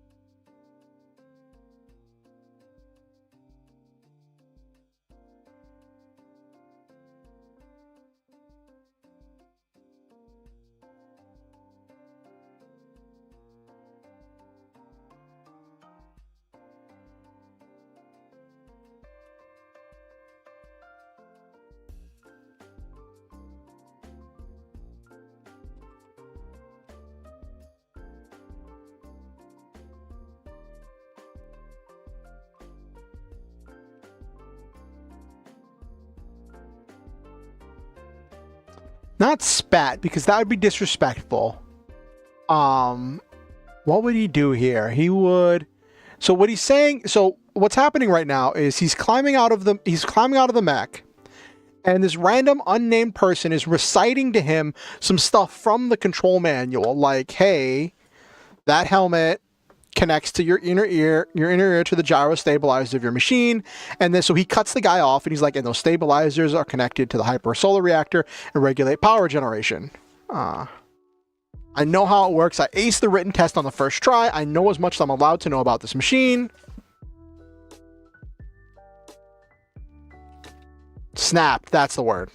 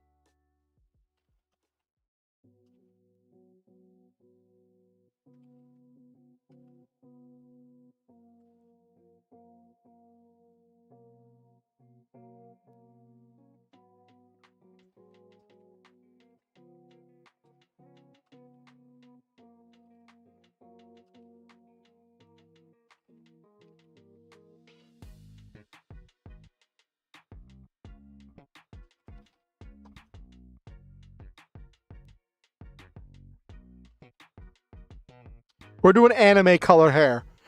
We're saying the paprika 7 we're saying has green hair and red eyes.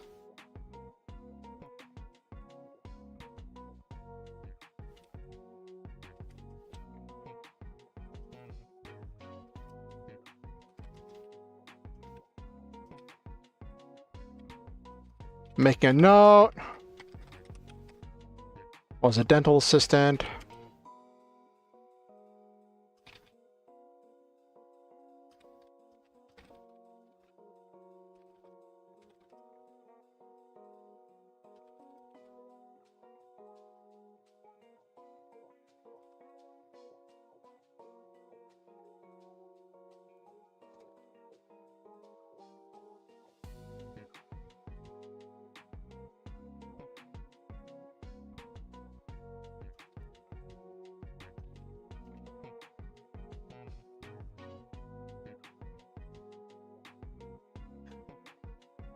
Orange hair with green underlights. Green. I was gonna say green hair. Orange with green underlights. That's a thought, Noel, man. Leaning into the paprika stuff. Sure, we'll go with that.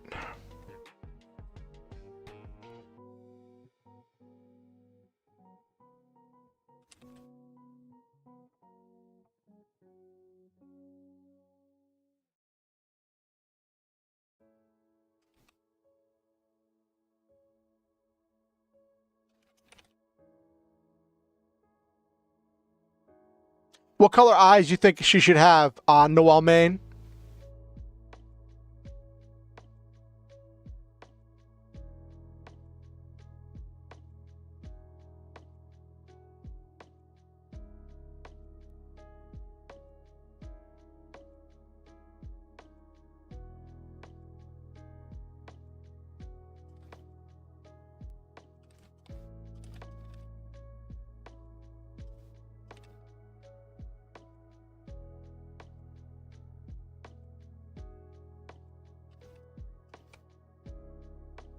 Orange hair, green highlights. I think I might keep the red eyes.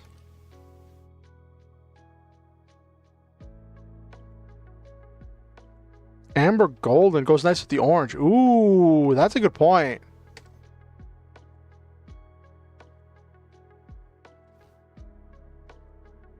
Amber golden eyes. That's a good point. I like it. I like it. I like it. Part of doing these on stream means that I'm like open to like viewer suggestion, viewer interaction. That's part of the thing about like doing these on stream is that like sometimes stream has ideas.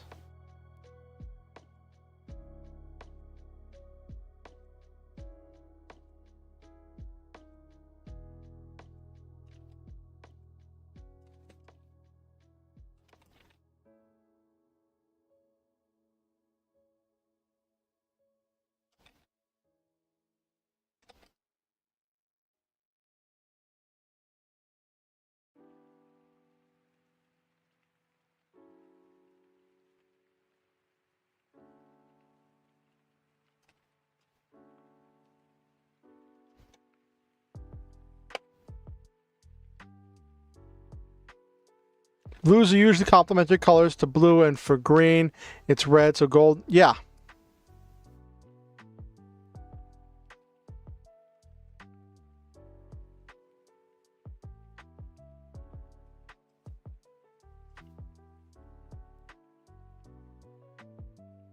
Blue complements orange, red complements green.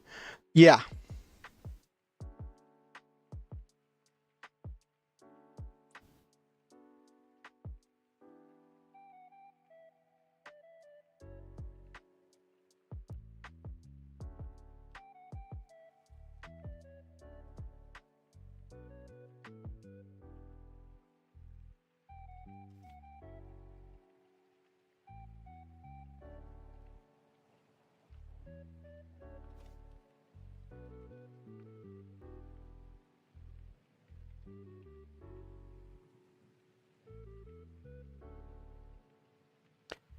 Under lights is like a highlight, but instead of being on top, it's like the under layer of the hair, right? On.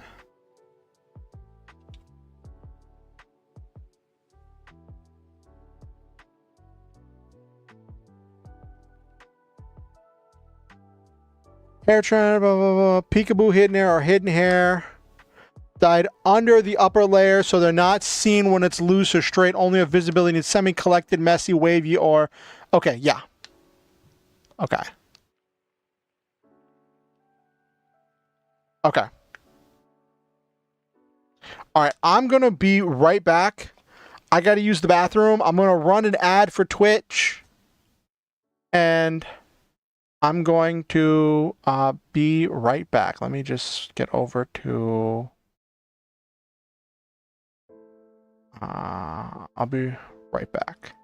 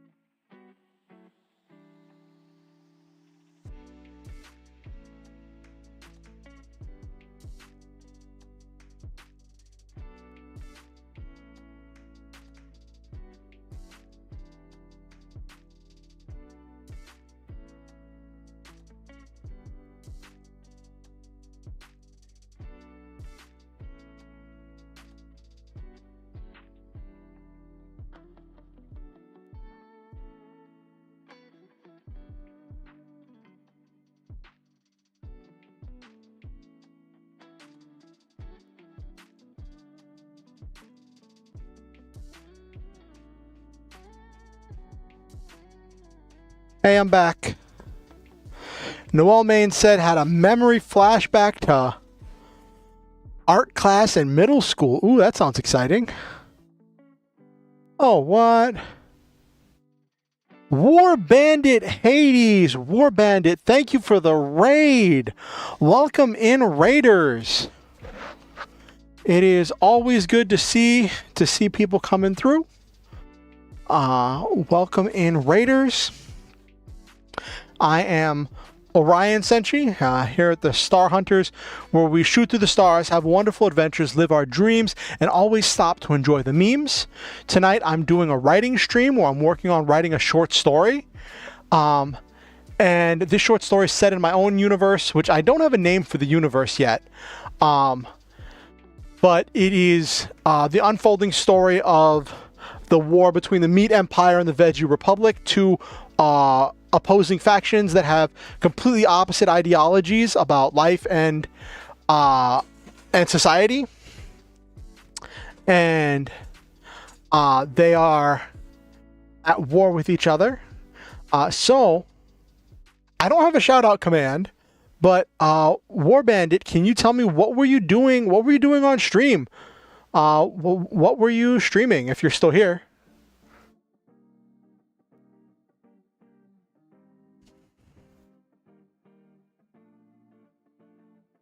Oh, Monster Hunter, how was it going? What were you hunting? Well, I know you also do Armored Core 6 streams.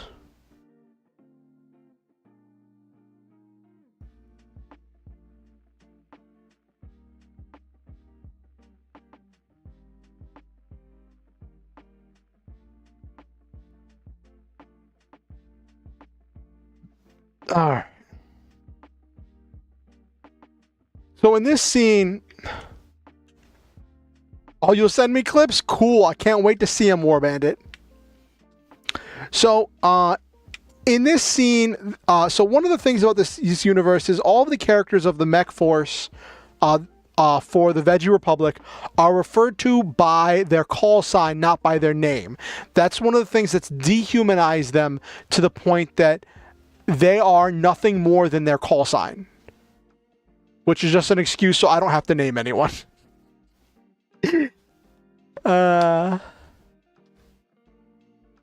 It's funny how that little thing started out as a way for me to not have to name anyone and has grown into being a thing talking about like the dehumanization of war.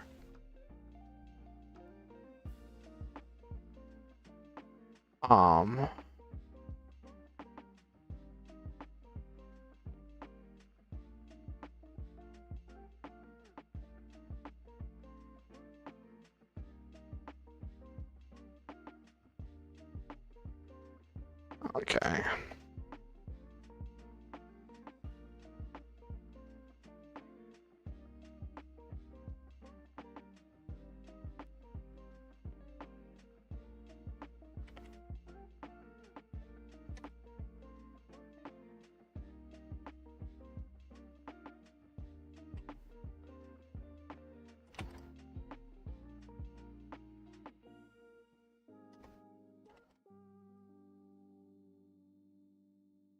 Okay.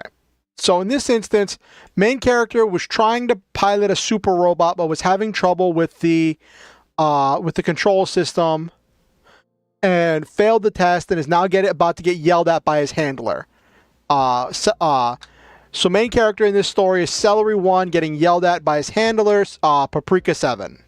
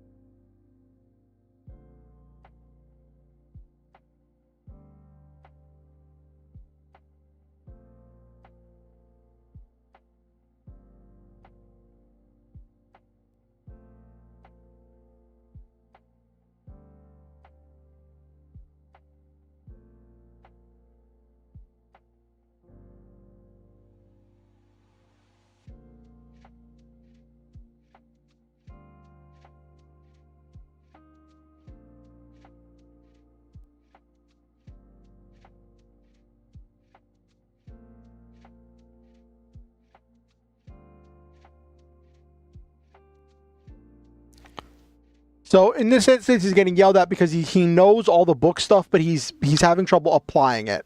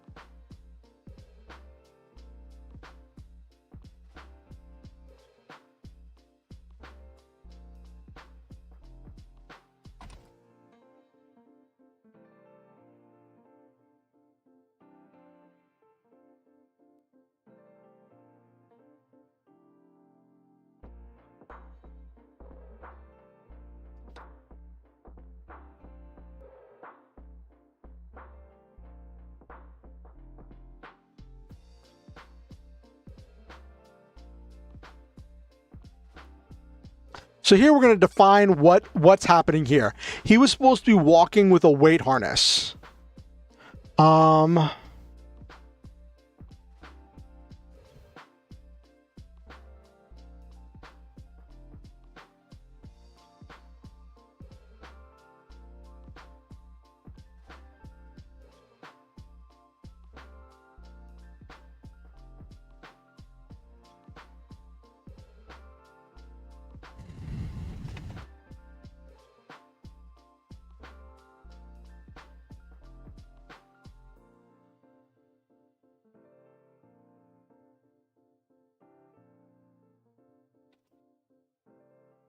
Okay.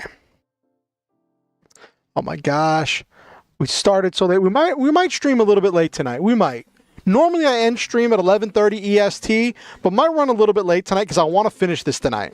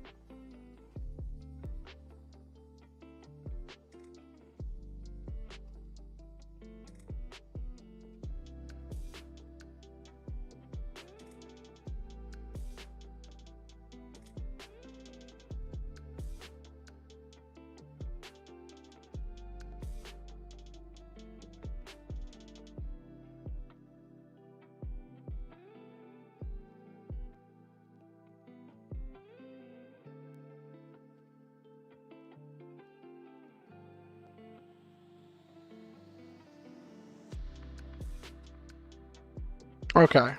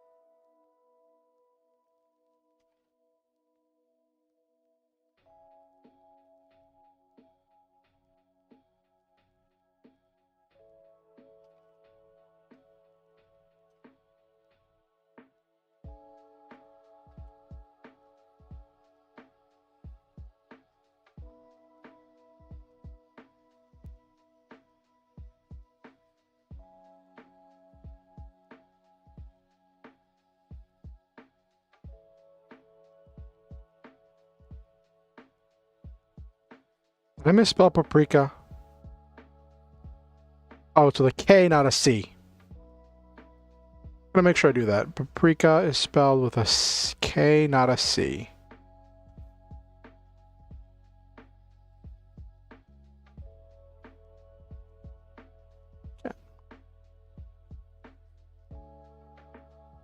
Okay.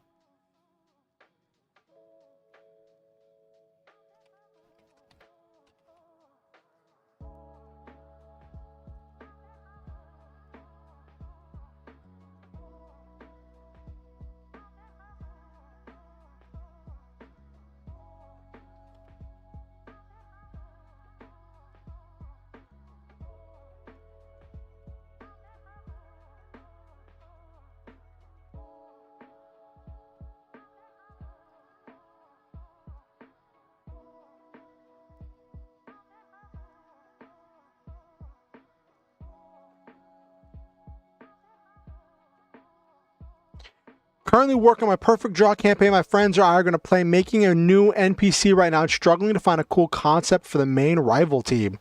Ooh, you have a whole team of rivals. That's really exciting, Noel, man. It's actually funny. I just made an NPC for my perfect draw campaign, and like, I'll be honest, I shamelessly based it off of Dragonic Overlord. From Vanguard. Their whole thing is retiring enemy warriors and items. They make heavy use of the piercer keyword. So whenever they attack an enemy warrior item, if they win the battle, they do damage equal to their piercing number. So they make heavy use of the piercing keyword to just demolish enemy warriors and items, taking away the player's board presence, burning it all away in order to do bunches of damage.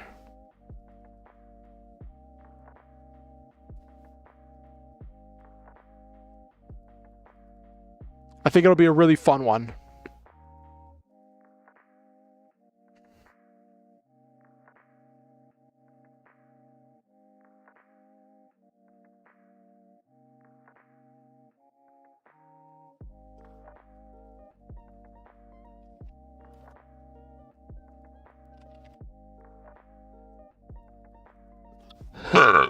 Oh, excuse me. Sorry about that.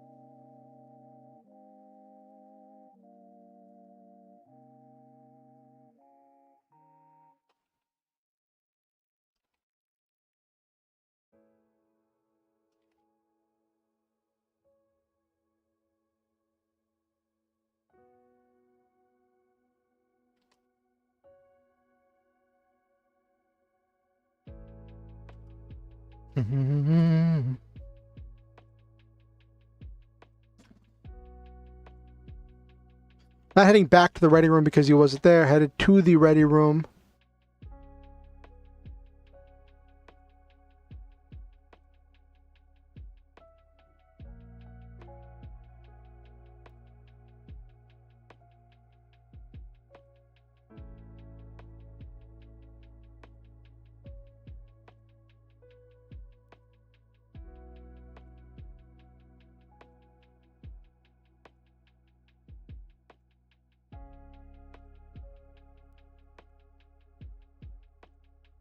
Okay.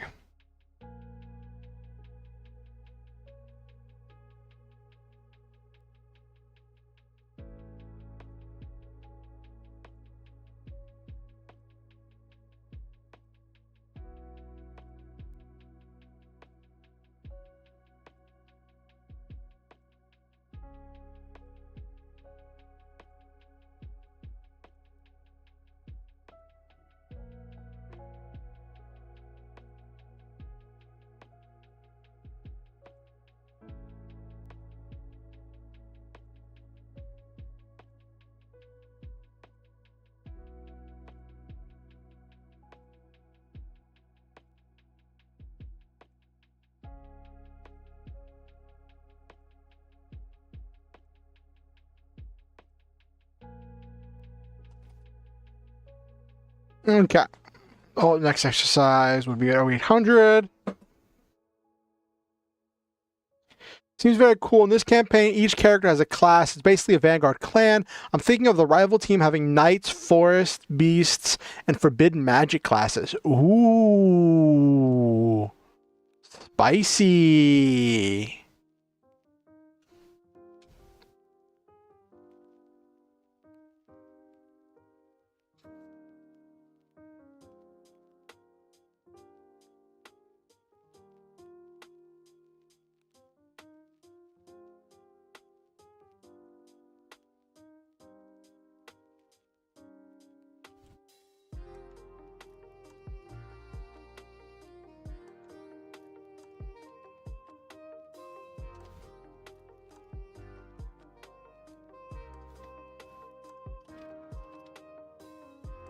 Oh. I've received 100. I've had 100 chats today between the two chats. That's funny.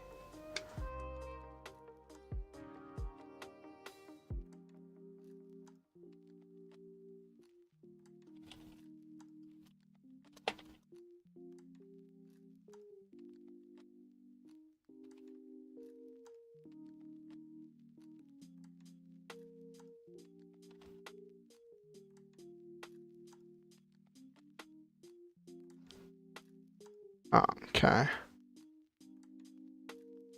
Okay.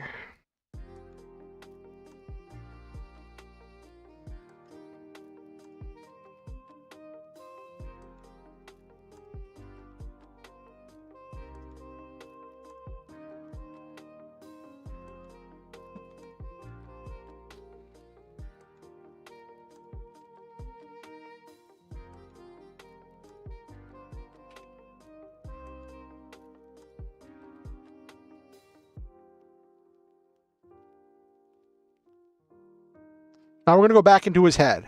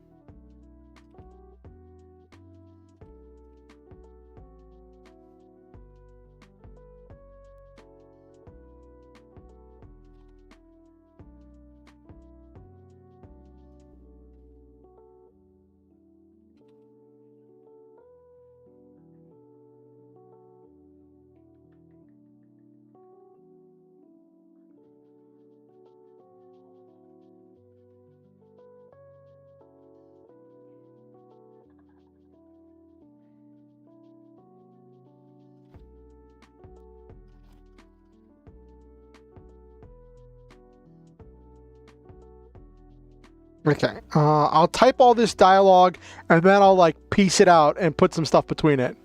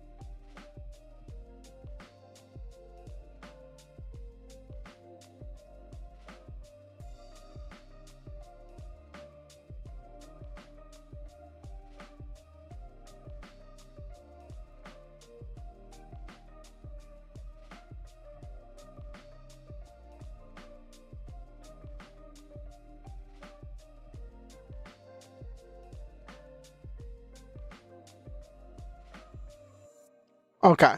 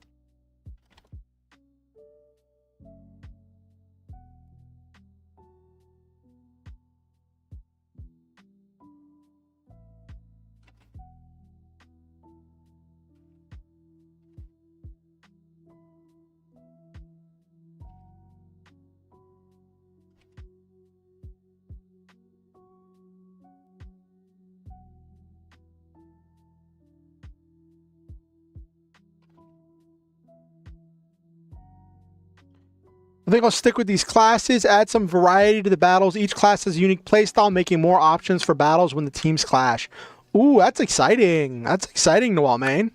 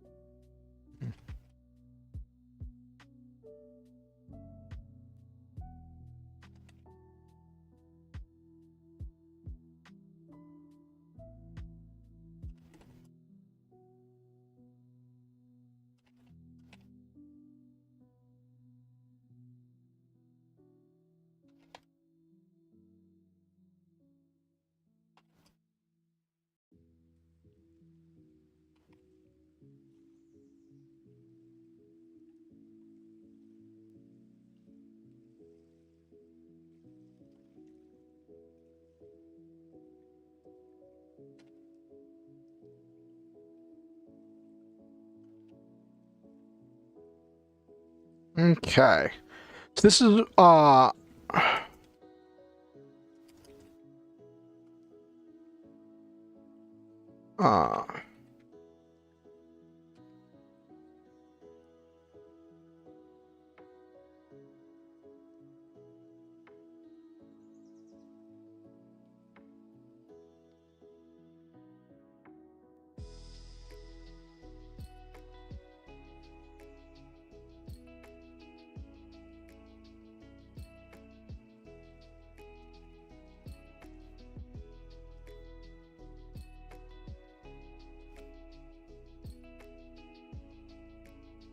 do, do, do, do.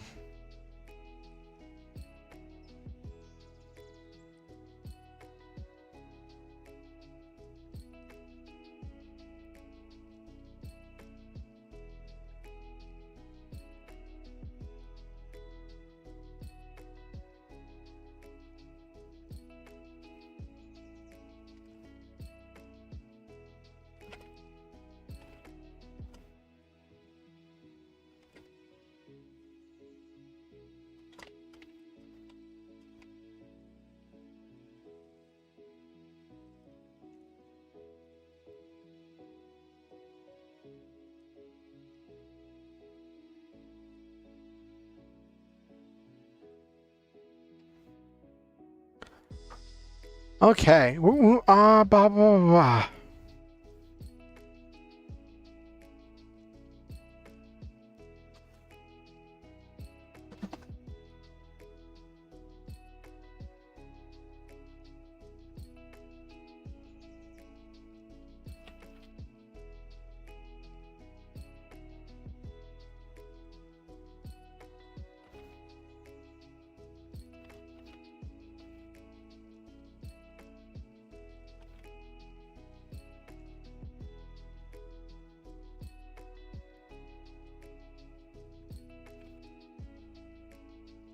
Okay.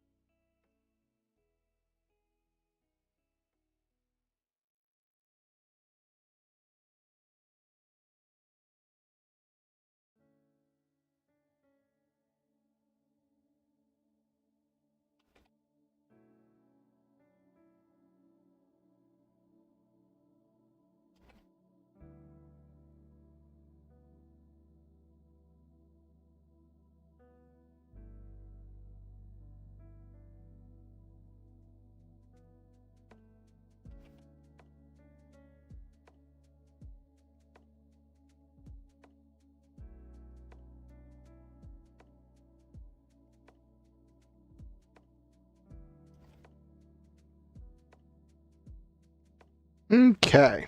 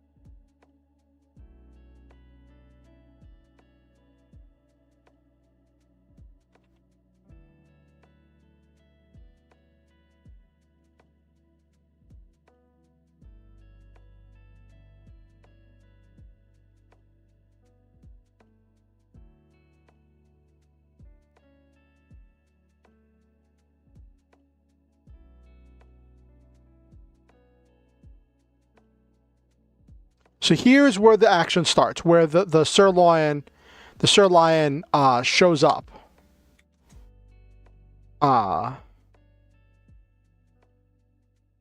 Where it shows up and it smashes through the gate.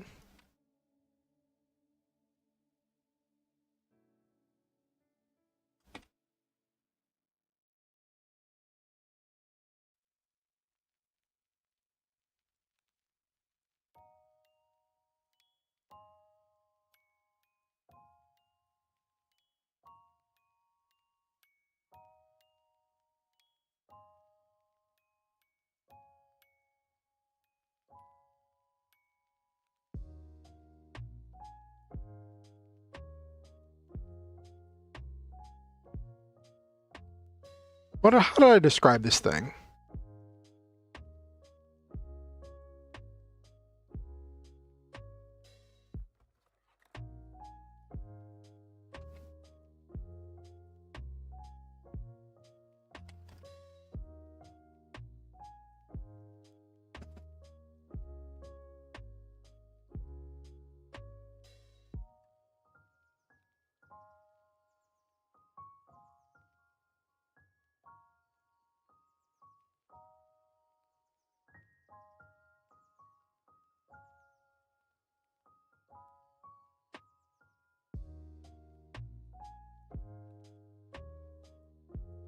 Okay. We're gonna keep going. Normally I would stop and like do some like just unwinding chit chat stuff at the end here, but we're on a roll, so I want to see how far this goes.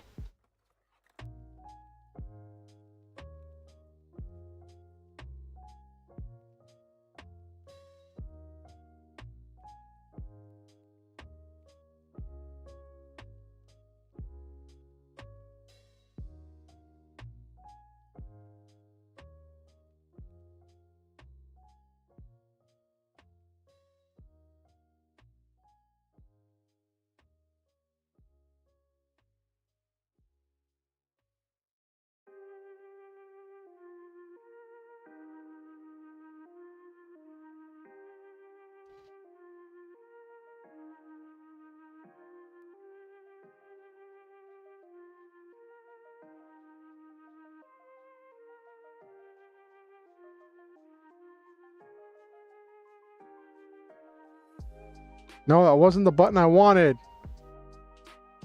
Let me save my work.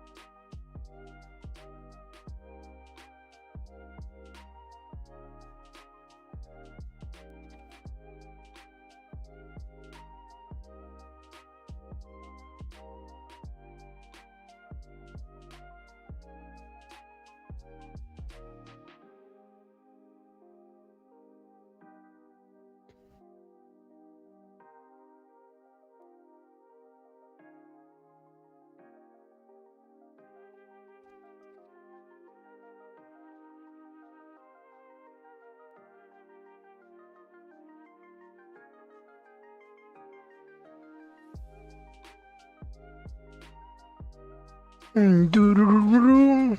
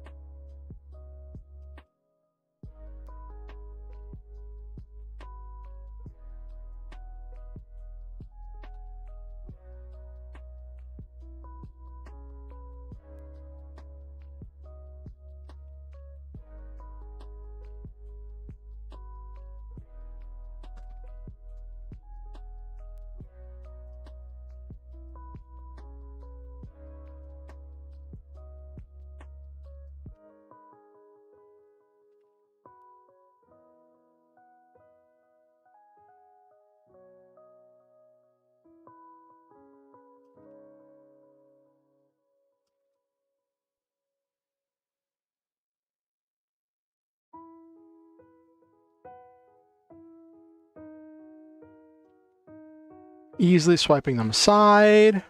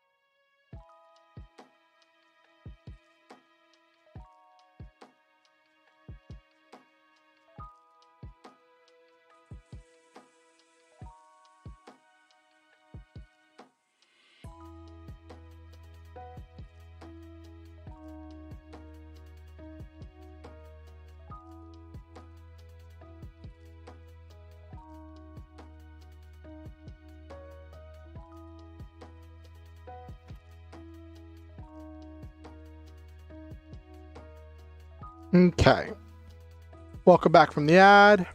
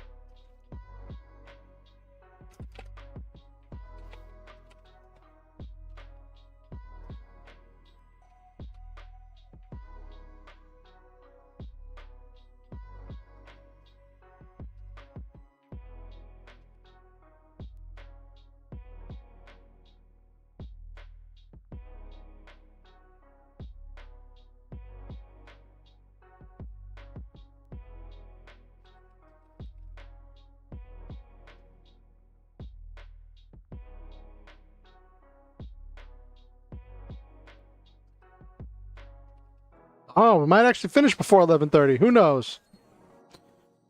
All right, sprinting to the hangar.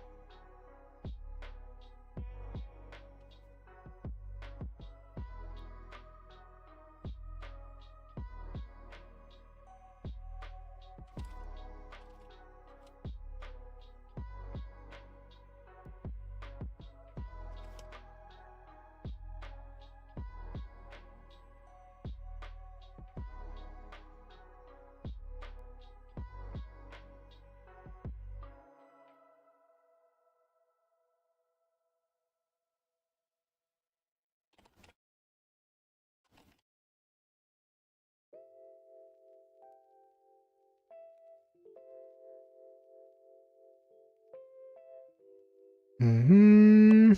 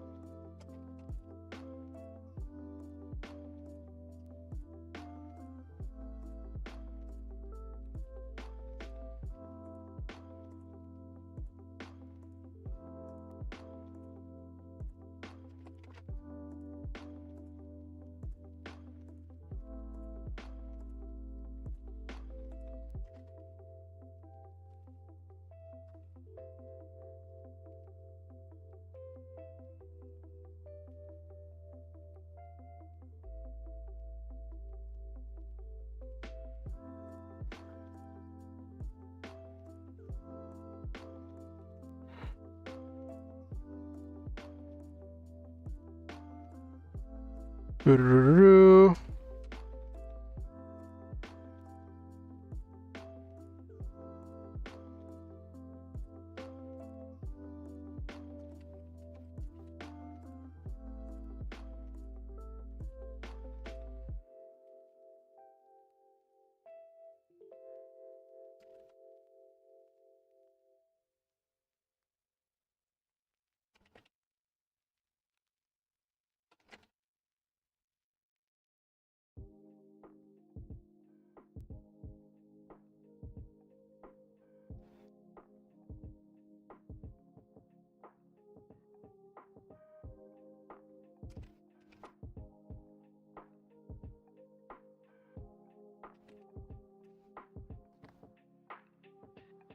Okay.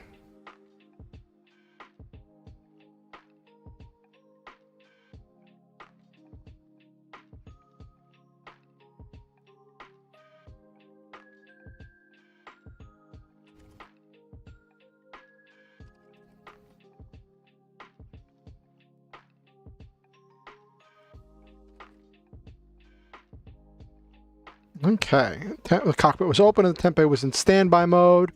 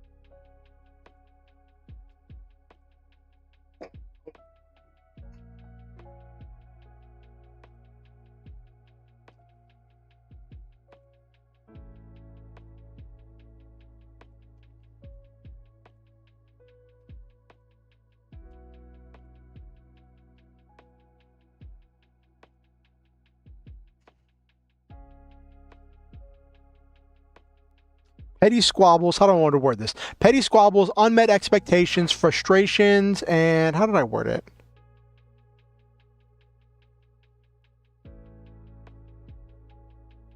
I want three things. Petty squabbles, unmet expectations.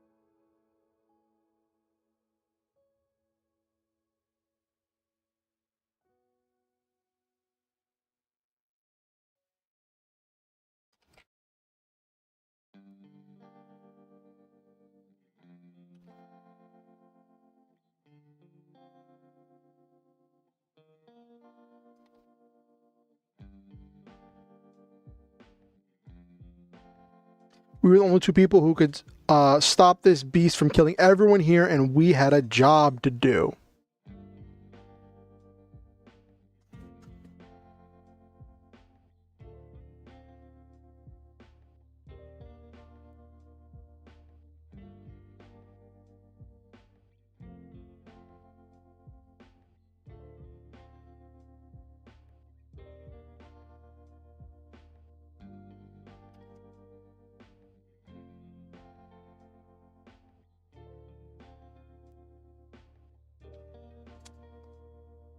Cut through heavy armor, deflect them with your own energized fists.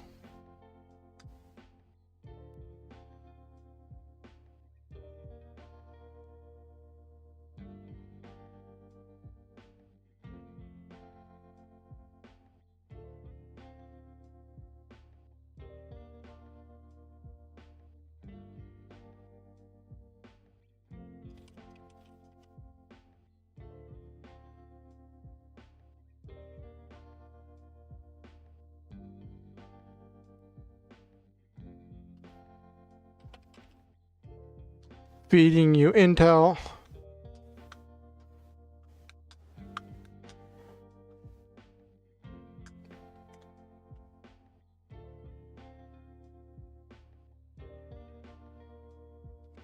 All right. We were the only two people who could stop this thing, this beast from killing everyone here, and we had a job to do. It's actually not a bad place to end that story. How many words was that? Wow, it was a really short one. Normally these stories go for like 3,000 words. That was only 1,800 words.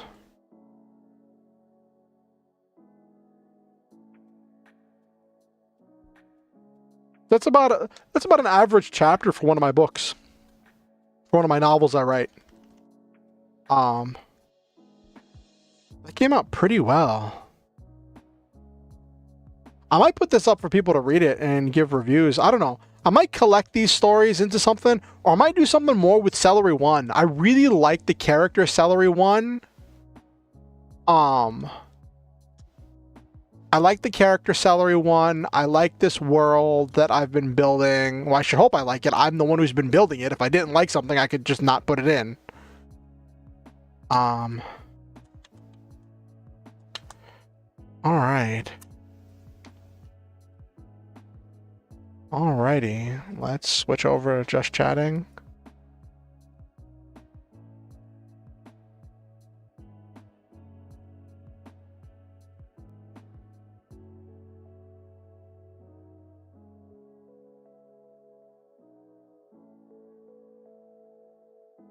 Okay.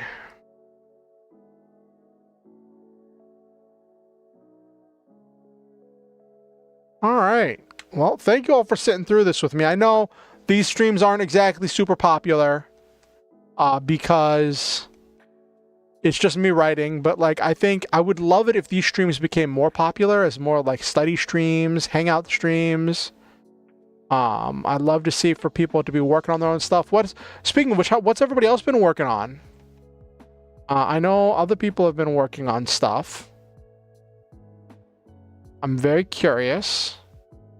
Very curious. Let me adjust something.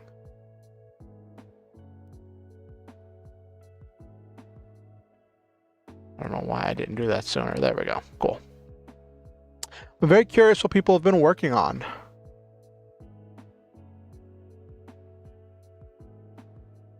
Binge watching anime as usual? Hey, nothing wrong with that. Nothing wrong with that at all.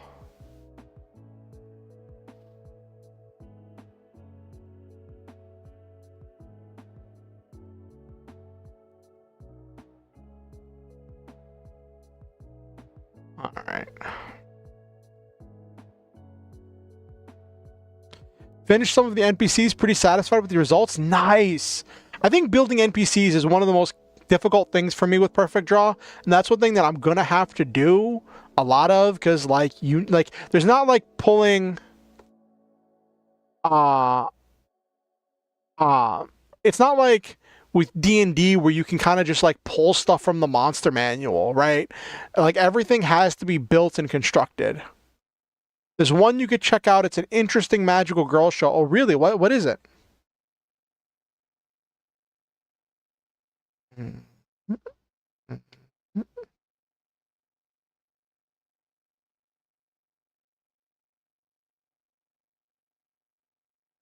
Oh, Kano, you followed me on the tweeters.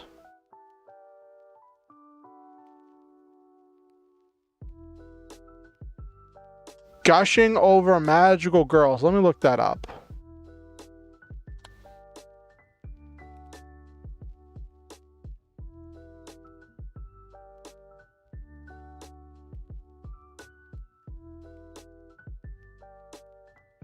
Nabaru with the switch strike.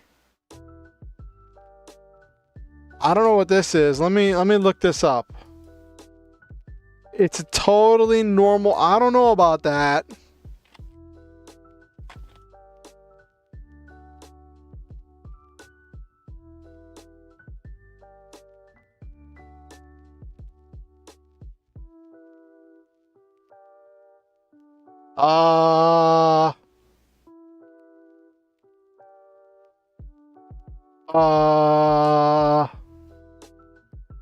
I just looked at images to see what this thing is, and this does not look like a totally normal magical girl show.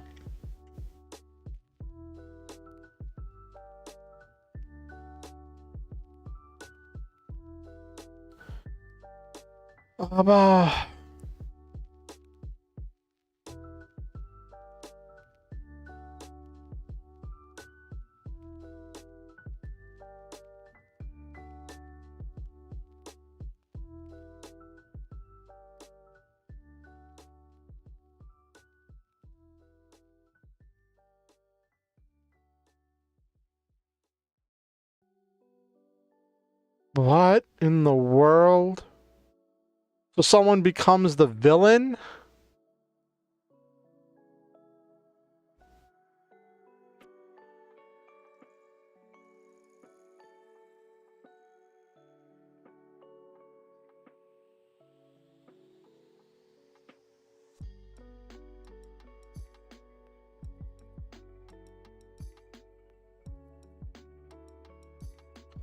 Fangirl of Magical Girls gets powers, but it's of a villain and so becomes the villain. Okay. Alright. That's interesting, I guess. Alright.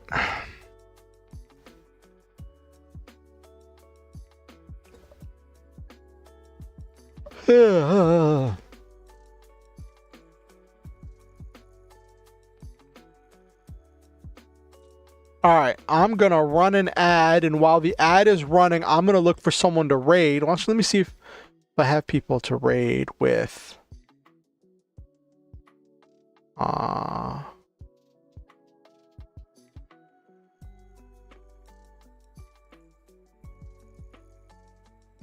I do have people watching. Okay, cool.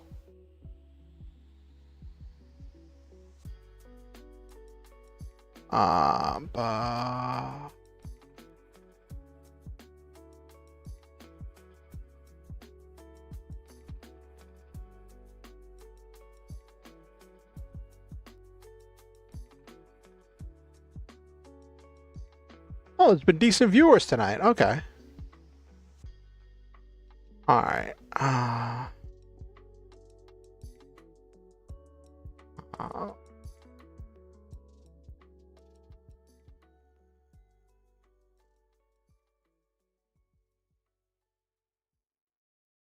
Okay, let me look for somebody to raid.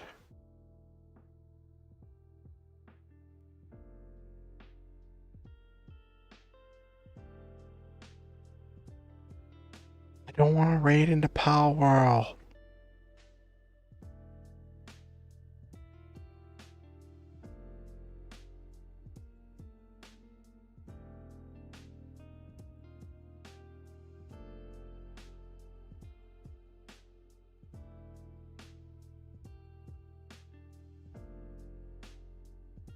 There's a lot of stuff in that show. Oh, goodness. Let me see if Hattie's been streaming for 10 hours. I don't know if she's going to be streaming for much longer. Hold on. Manga was cute and fun, to be honest. Okay.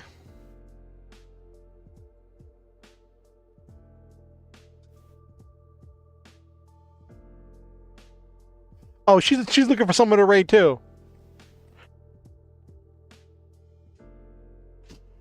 I can't. Oh, I'll raid into Binocular. I'll raid into Binocular. Binocular's just starting. Cool.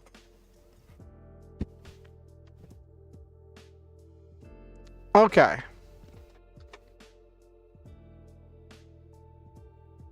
Binocular is just starting, so we are going to raid into Binocular. So let's do the outro, everybody. So, one thing about me is at the end of my stream, I like to speak positive affirmations about my viewers, speak positive things into everyone's lives, say good things about everybody. So, let me scroll up here. We had a few people through tonight. To Silva, Ronald McDonald, Burger King, Noel Main, Multi-Star Chick, Kano, and anyone else who watched this stream. Oh, and can't forget War Bandit Hades. Anyone who watched this stream and didn't say anything in chat, and anyone who watches this VOD afterwards, I want you all to know that I love all of you, and I believe in each and every one of you. I think that you all are truly special, one-of-a-kind, and unique individuals. I think that you are precious, valuable treasures of human beings, that you are worthy of love and deserving of happiness. I believe that your hopes, dreams, fears, and concerns are valid and worthwhile. And I believe that you make this world a better place by living in it in your own unique way. Thank you for coming to my stream. Thank you for being a member of my community. And thank you for just being awesome. I hope that all of you have yourselves a wonderful night. And like I said, my next stream is going to be Wednesday, 8:30 p.m. EST. I would love to see some of you there. Don't quite know what I'm going to do yet. I'll figure that out as we get closer. But I will see, hopefully, some of you there. Hey, Burger King, we're just winding down for the night. I don't know where Ronald got to. So I will say, like I said, that I think all of you are amazing and that I love all of you. If you want to keep up One thing I do ask is that you like the stream and share it with other people. I'm always looking to get new people in the community, bring more people to the streams. If you have any friends or neighbors or aunts or uncles or relatives or arch nemesis or best friend or friends to lovers or lovers to enemies that you think might enjoy my content, feel free to show them my content and invite them to the next stream, which is going to be Wednesday. And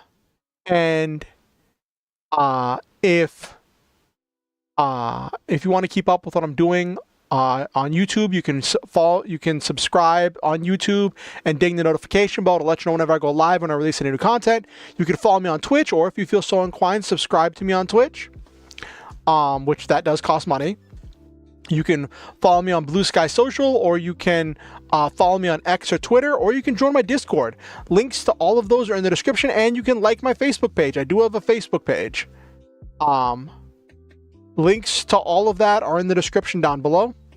One thing, you do not have to donate. I do not expect anyone to donate. That is not a mandatory requirement in any way, shape, or form.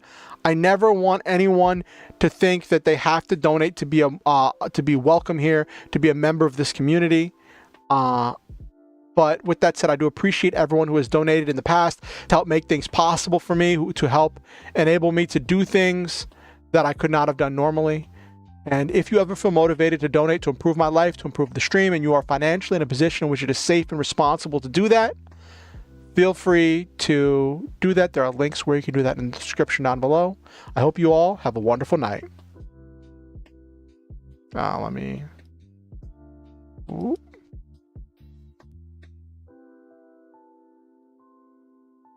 Okay.